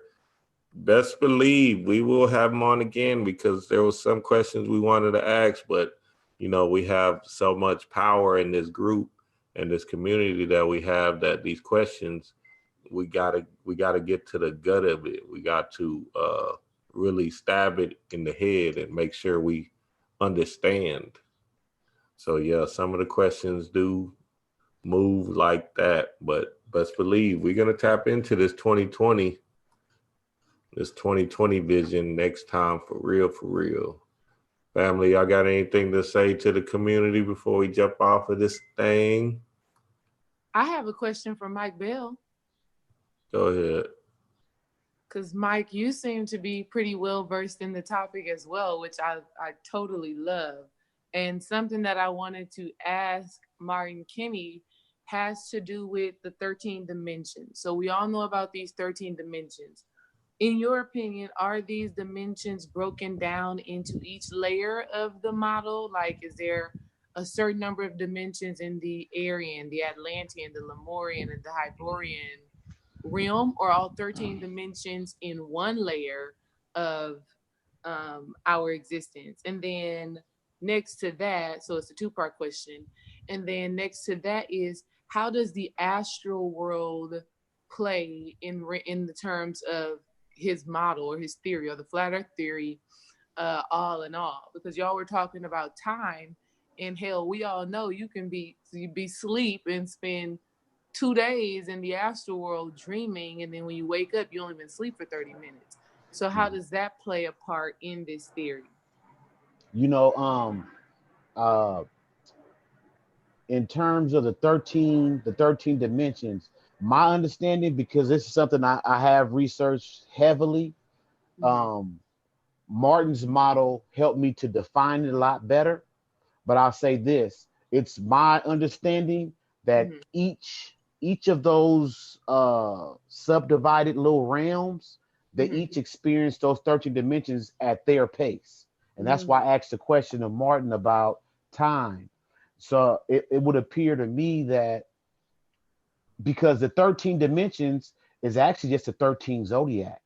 You know, we talk about 12 right now, but Ophiuchus, the serpent bearer, is the 13th zodiac. So those 13 dimensions, everybody experiences them at their own pace and time. That's my understanding. I wanted to go deeper with Martin just to hear his understanding, but to be honest, before we went online, and he said that he doesn't read a lot, and I got that from his other lectures because he's tapped in. You know, he speaks on Kabbalion, the Emerald Tablets. He speaks on these things, but you can tell that he hasn't done the scholarship. Not that I'm saying his channels aren't valid, but you can tell where he just received the download. Because I listen to him and I hear the Kabbalion, I hear Kabbalah, because what you said about the astral, I'm sure everybody, I don't know. I hope that everybody on the panel is familiar with Kabbalah. I'm big on Kabbalah. I love Kabbalah. And from my recent research and Martin's lectures, I realized that Kabbalah encompasses his whole model. The tree of life, the Kabbalic tree of life that everybody's familiar with, that's the tree of light. That's actually the exit from the black hole. The Kalipov, which is the dark side, that's the chaos, that's the entrance into the black hole. The center point would be the 11 Sephira Da'at, knowledge. Knowledge is the only way you get knowledge is from experience. You know, I can tell you something I know, something I experienced, but until you experience it, it'll either sound like something crazy, too simple, or too complicated. So I think that where the astral realm comes in, we're in the astral. In Kabbalah, we have the Sephira, the three emanations, Ein Sof, Ein Sofer. Those are unknowable. Then you get to Kether, Chokmah, and Binah. That's the first triangle below those unknowable emanations. And then everything after that kind of folds down. The very bottom triangle before Earth, which is Malkuth, is actually called the astral triangle.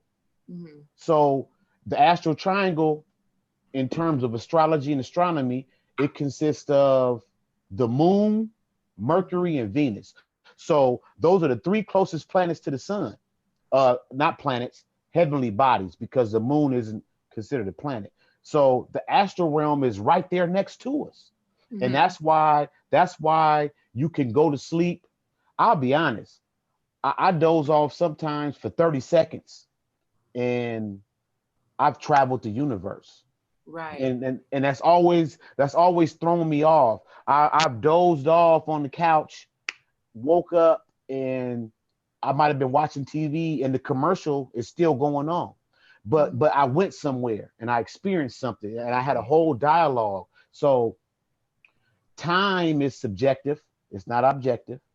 And so that's why I asked Kenny that question about the different layers having different times, because I know for a fact, and Kamari knows, I've been studying the hypnagogic state. The hypnagogic state is that little point right before you go into deep sleep, where you might be almost sleep. And I've had entire dialogues and conversations, and I know for a fact I couldn't have dozed off for more than 30 seconds, if that long. So where the astral, for me, and I've been on dream studies real heavy for about 3 years. Actually, to be honest, I've given up, I've sacrificed my meditation time, and I do it all in the dream. I do everything in the astral. And so I've found that because on Kabbalah, that astral triangle that represents right above us, it intermingles. So it's hard to tell where the astral begins and this physical ends, or vice versa. That's why you have to almost constantly ask yourself, am I dreaming right now? Because what we're doing right now, I have to ask myself, am I in the astral, or are we really on right now? So it's real, it's very interpenetrating is the best word I can say, because the astral and the dream, what we consider life is actually the dream. Because I've experienced in meditation where I was living several lives at the same time, but I still had a higher self that was putting things into play in each one of those lives. And it never made sense to me until I got up on Martin Kenny, because I didn't understand. So initially I thought to myself, maybe there's multiple copies of myself right now on Earth. Like in China, there's a Mike Bell. In Russia, there's a Mike Bell. But how Martin Kenny puts it, because in my meditations, I was a female at the same time, a female, a male, an elemental. I was an elemental being. I was all these things at the same time, and I couldn't. And mind you, what I'm speaking on, I experienced it maybe 3 years ago. So I didn't even have the understanding I have now, and I just couldn't mesh it in. But what Martin said was, you're living out these multiple existences in the different spheres, you know? So I think that where the astral comes in, it ties it all in. And like he said, when you get this idea and it comes out of nowhere, the best thing to do is say thank you. And that's where I'm at now, because the job that I have, you might not believe it, but how much I'm on Facebook, but I work a lot of hours. I work 10 and 12 hours a day, usually 6 days a week. And a lot of times I fall asleep on my feet. I'm standing up doing my job, and I might doze off for 3 seconds, 10 seconds, and I'll experience a whole different paradigm shift. And so I'm appreciating the fact that there are multiple me's in each of those different little layers, and we're actually all at the same little meeting point at these moments. So I just think that the astral realm, it weaves in through what we call life, because actually we could be the dream to our Lemurian self. Right. And whenever our Lemurian self goes to sleep or taps in, it experiences what we're experiencing. And it's those same dream images where when you're in a dream, you see a little bit of this and it shoots to that and it shoots to that. I'm of the understanding now that when we're in the dream and we jump from place to place, we're just experiencing those different levels of reality in different times. And that's why you can doze off for 30 seconds and you can travel the whole universe. Like you said, wow. I had just told Kamari that I had a dream about 3 days ago. We were in the astral, me and him. I never saw his face until yesterday, and I kind of described him real close. And and we were talking, and I was joking because he told me straight up, "Hey man, I'm just here real quick to do something. You're not supposed to be here." Mm-hmm. That's what he told me. And his face, his face didn't morph, but it was like the best way to put it, it was like he had powder on his face, like a shaman. They make their face white or gray.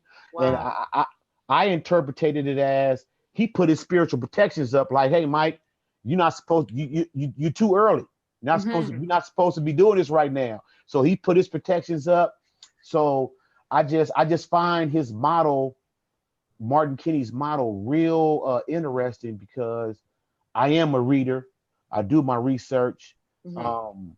Like I said, about 2 years ago, I sacrificed my physical meditations and I told myself I'm going to do all this in a dream. And I can honestly say just about everybody on this panel, I know for a fact that we've linked up in the astral, we've had experiences, but it's amazing. It's amazing. And I wish we had more time because I definitely had more questions. Oh yeah, we're gonna tap into them again. I really appreciate the question that Trav asked that propelled him to that 2020 because these ages is where I wanted to actually go to. But I knew he had another vlog or show to do because I follow him on Patreon, y'all. Follow him on Patreon because he's actually doing something for his Patreon families in a little bit. So I tried to move it on, but we definitely, like, he just texted me now. He said, "Man, we got to do it again." We wasn't even done. Yeah. So, we didn't even get started. We didn't even we scratched the surface, but it was still some good information got relayed. Very good information. Yeah, and it had to be said, the information that we put down today, it had to be done because the family wants to know just the energy that we are as this being and how this whole thing lies out in his model. So I think everything that we asked him was gonna move into accordance, man. I thank everybody, the whole Chaos family out there that's listening still. Anybody got anything else to say, family? Dang, I do. And I'm not even the very vocal person out of the group. I guess I can be, but this whole conversation has been very inspiring. Woke Media put in the chat Continuum, a TV series on Netflix. So y'all go and check that. Because I love when we can build, like we just said, these movies are correspondences to what we have going on in these shows. So that's dope, and we're going to check that out. Another show that really closely relates to what we're talking about is a show called Dark on Yes. Yes. The show Dark. And this is exactly the same. That's why I was asking about connecting with our higher self, our lower self, and things of that nature through that black hole. So Dark is a good one too. Y'all go watch that because we can chat for hours on that topic. But another comment that I wanted to make for all of us to talk about. So we know the Ka, right? The void, our spirit. Yes. So we pull in, and this is just what's coming to mind right now. Whenever we're doing, for example, I coach volleyball, right? And I have a different energy when I'm coaching volleyball, or I have a different energy if I'm pissed off and I need to go off on somebody. In y'all's opinion, could the energy that comes up in me be the energy that comes from these different realms? So say if somebody does something disrespectful and I got to chop their head off because they just crossed me or they just did something unacceptable. Is it my more negative, lower nature self in another realm or in another layer? Is that the energy that comes up in me that allows me to be ferocious and take somebody's head off? Is it my more positive energy on another realm, what channels through me whenever I'm like making a video on YouTube and I need to talk about something that's going to help people heal? Do you think that's what's actually happening? Can I say something? I want to say something real quick. Go ahead. I reached a point where I realized that energy is just energy. It's not negative. It's not positive. Actually, energy is just neutral. It depends on what you're using it for. Right. So I'll say this. When I finally got into my meditative practices, I realized that everybody can say At one point, we had probably dozens of voices in our head. Chatter, just chatter. Do this, do that, do this. I don't know why I'm doing this. Oh, I'm hungry, I'm thirsty. We had all these voices. But once I got to my meditative practice, I kind of reduced all those voices down to maybe three. And I had a meditative practice where if I was in my normal waking state and I had these different thoughts and random things come to me, I would Peter Carroll has a saying that the only clear view is the top of a mountain of your former selves. So I took it to the next level where if I was doing my regular and I had too many jumble of voices, I would actually go in and I would slaughter that self. I would actually ask myself, who told you to touch the projector? Who told you that you could speak? And I would slaughter that self. Wow. So what I realized was that, and actually what I realize right now is that these jumble of voices and energies and motivations, they just come from different aspects of ourselves. Right. So I wouldn't say it was negative. That person just grabbed the mic and said, man, bump that.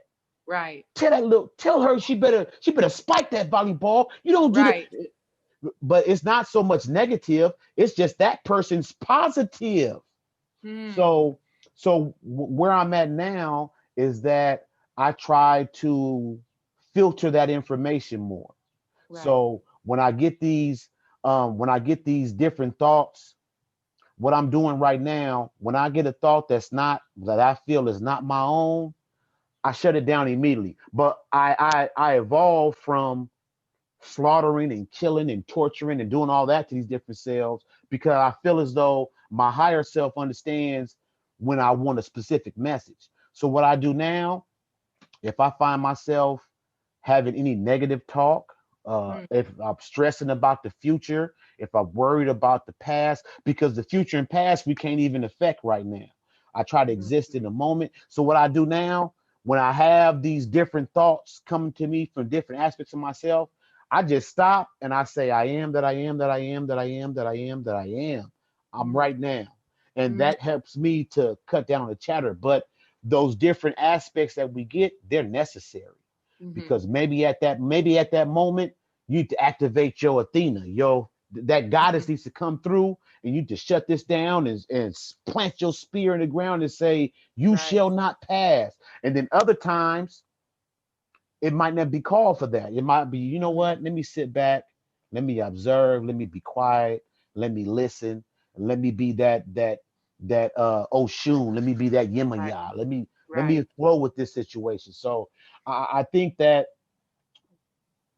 I'll even put it in this aspect in terms of right now we're going through the whole LGBTQ, all those letters, right? My personal take on it is a lot of people are experiencing previous lives and they're meshing them together. So if I've had dreams and meditations where I was a female, I was another race, like I said, elementals. And if you're not in tune, you might say, hey, if you live another life as a female and I'm a male right now, and those two lives are clashing, whichever one has the more power or more strength or more energy, you're going to say, hey, man, because I listen to people who say, I was 3 years old and I knew I wasn't a male, I was a female. That, to me, and I'm not downgrading anybody's experience, to me, that's just saying that I remember a previous life, and I'm trying to mesh it all into what I'm doing right now. So this whole issue of race and gender, because the Kabbalion says that gender is not physical. Gender doesn't mean you have a penis or a vagina. Gender just means that you have these opposing energies. But once you reach that point where you say it's not positive, negative, it's not male, female, it's just energy, I can rock with anybody. Right. If you say that you're a transgender, man, how's that working out for you? You know what I'm saying? If me and Trav, we went back and forth on Facebook on Pandemonium, and I put up a funny post about sex change, and me and you went back and forth. I don't know if you remember, I but remember that. yeah, and that's my whole feel on it. Hey man, if that's what you about, knock yourself out and come back to me with that gnosis. Tell me what you got out of it, because I don't see it as negative or positive. I just see it as energy, and whether you're using that energy to light a fire, whether you're using it to activate a collider, it's just energy. Now, how you use it might determine negative or positive, but all in all, it's just energy. And these multiple lives that we're living at the same time, that's where the message gets confused. And like Martin has said, those 4 layers of consciousness. What he cleared for me was a lot of people think they're awake, and so they're calling themselves woke, but they're actually just aware. And awareness is just the beginning. It's just to be aware that you exist and that you're conscious. That's the first level. And so a lot of times when you get online and you get these conflicting messages and people are so adamant about something, I've reached a point where I say, oh, I used to say, oh, he just woke. But I know now that they're just aware. Right. And after awareness, because right now in our body, I'm sitting in the backyard, it's a breeze blowing. I'm actually kind of chilly. I haven't ate breakfast yet. These are awarenesses.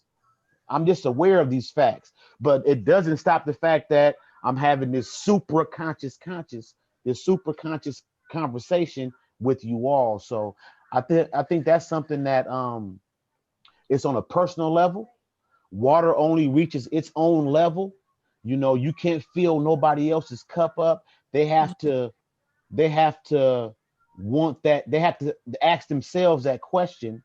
And like you said about the ka, a lot of people don't realize that we've lived all these lifetimes, but our soul, a lot of people's soul went to sleep. But when you wake up, your soul will say, oh, she woke. Oh, she got questions. And your soul will start feeding you. But when you're at a certain level, your soul will say, oh, I did this 1,000 times already. And it'll let you knock yourself out. So I think it's just a matter of perspective, moving beyond awareness. And then Martin Kinney might be that rare savant because he got downloads that he didn't even read about. And I'm kind of jealous because I read constantly. You know, he speaks on different disciplines, and you can tell that he didn't do the physical research, but he's on point. You know, in one of his lectures, he spoke about the Egyptian deity Geb, but he referred to Geb as Mother Geb.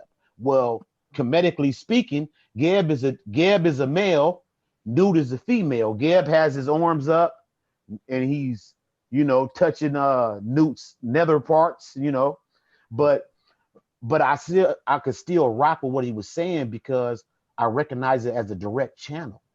You know, in that instance, it was portrayed as the Earth as a male and outer space, Newt as a female, but it's all interchangeable. So the scholarship helps, you know, if you can read through a whole book, because I've read entire books and only gotten 2-3 pages of good information. You know, and there's other times where I've gotten a book, read 2-3 pages, didn't even bother with the rest, and I got everything that I needed. So it's a matter of perspective and where you're at right now. But this is an amazing time to be alive, in my opinion. Oh yeah, definitely. Man, powerful share, family. Powerful share. Anybody else before we get up out of here, man? We're about to go. Make sure y'all subscribe to everybody. Subscribe to Trav, subscribe to D-Ray, subscribe to Moot. Make sure you hit that notification bell. Make sure you go follow Mike. Mike, how do people find you? Well, okay, I'll be honest. On YouTube, my YouTube channel, I dedicated to my kids. I started for my kids. Okay, I'm gonna be honest. No, that's why I have put your Instagram and I think Instagram and Facebook. My YouTube channel is, if you go to my YouTube, Michael K. Bell at Gmail. It's all my kids, but my kids are my gnosis. I'll be honest. they came back. My son was a pharaoh, to be honest. I really believe my son was Akhenaten. If you look at the shape of his head and the information he brings to me, so I learned from him. But I'm thinking about starting another YouTube channel just for this gnosis. But on Instagram, it's I am who I think I am. On Facebook, it's Michael Bell. My email is the same, Michael K Bell 781 at Gmail. I, I I do my best to answer any questions because I remember my state of not knowing. I remember when I had more questions than answers, and a lot of the people that I contacted, they kind of smirked at me or didn't give me what I needed. So if anybody contacts me, I guarantee I'll respond, depending on the mood or whatever energy I'm receiving.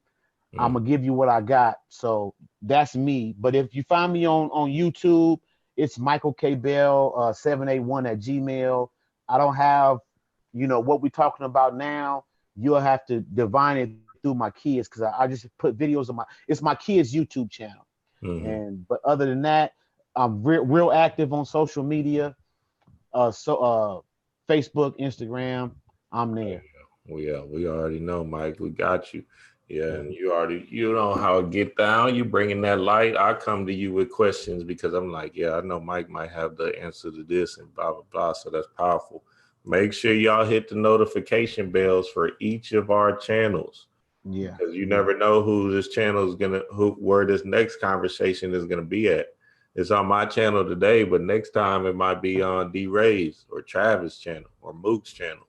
So make sure y'all subscribe to all our channel and hit the notification bells because we chaos. Yeah. I just Can I say something? Can I say something real quick? Go ahead, Mike. Dre said it. Man, watch Dark. Yeah. Watch that Netflix series Dark. Don't get the language. It's in German. There's voiceover in English. Don't get caught up on race. Don't get caught up on the voiceover. That series Dark, it blew me away and opened my mind up. I just want to say that.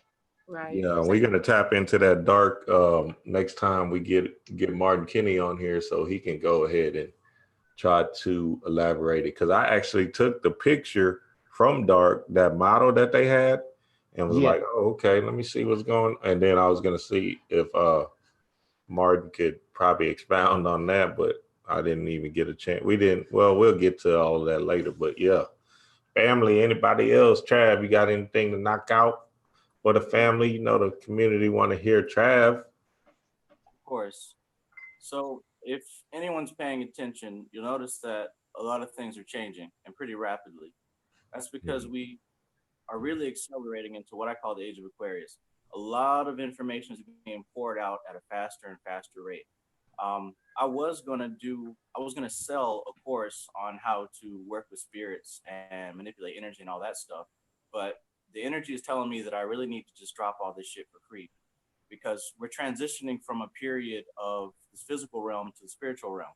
Now, nobody really knows exactly what that means, but I think a lot of people need to get in touch with the spiritual side. A lot of people are wanting to know how to manipulate energy and use it to their benefit. And the thing, it's not really about, oh, this is dangerous information that's going to destroy people if you're not careful. People with negative intentions and negative energies are going to destroy themselves anyway. But for the rest of us who are looking to uplift ourselves, we can use this energy to, right? Because this is what the so-called enemy has been using against us for years. All right. So now's the time for us to take those same techniques that we gave them in the first place and use it to lift ourselves up because there is a shift that's happening and your energy's got to be correct. That includes self-healing. That includes taking care of your mental health. That includes balancing your chakras, right? That includes getting your house in order by any way possible. If you look at my you know how to access certain energies and how to actually use these spirits. And the main thing I want to say is now's the time to do the work, even more so than yesterday, even more so than last. Do the work now. All right. I don't watch TV, so I don't know anything about any of these shows.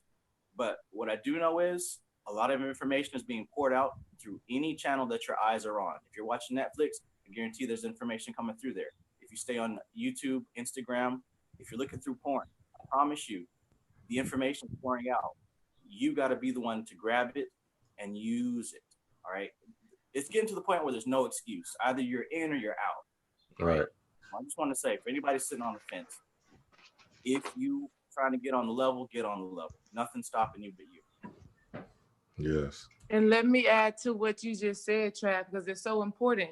Because what I noticed, you know, just from all the videos we've done and the chat and things of that nature, a lot of us be focused on manifesting and creating this, you know, reality that we want to see. Maybe it's the car, maybe it's the job, maybe it's the wife or the husband, these material things. And I love what you just said.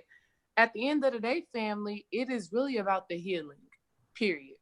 Because you cannot receive the downloads, the information that you need, and actually perceive it in the way that it's meant to be perceived if you still have unhealed emotions and unhealed emotional reactions to things, right? Even the topic of people, we all heard panic say, because I never heard the whole saying, get out of the circle of time. I'm done with this shit. I'm going back to my greatest greatness. I never even heard any of that until I listened to Panic. And I still wasn't the person that jumped on that bandwagon and said, I'm never doing this whole earth thing anymore. I'm just done with it. So I really respected Martin Kinney when he said he's not in his mentality thinking about just getting out of the circle of time and being completely done with this existence.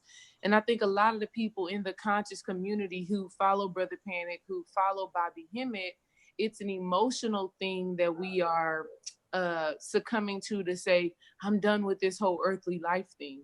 Like, you think that. And if it's an emotional response for you to even be feeling like that is your ultimate goal in this lifetime, then again, you're still being human, I would say. You know what I mean? Yep. Like, I agree. It's really about absorbing the lessons that we are being given right now and then moving on to the next level in consciousness. Some of us are saying, oh, I'm getting out of the circle of time. But you're really playing yourself. That's really an emotional thing that you're doing. That's really an emotional statement that you're having. Oh, I'm tired of this human shit.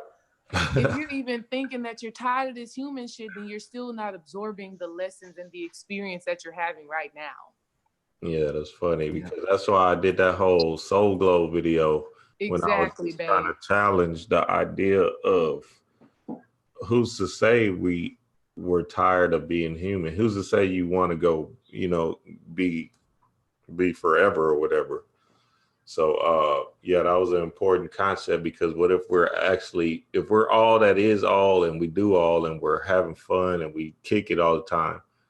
Don't y'all think that shit might get a little boring one time? So you might want to just jump back in and say, you know what, let me become a human again or whatever. You know what I'm saying? So there's always different perspectives to it that makes it live. I actually think that tiredness, a person has reached a level of awareness, and they're tired of just being aware. Come on, Mike. They're just tired of being aware. They want to reach that next level, because I was there. I used to do meditations where I would say, I'm going to tear this matrix down. It's over. Bobby Hemmett said it all the time. You know, we're going to destroy this matrix. All right. But I finally reached a point where I said, okay, when I come back, or if I come back, I want to come back at a time where it's this certain level of consciousness. Right. You know, so I think that a lot of it, and again, just right now in this session, I have a better understanding, because I think most people are tired of their level of awareness.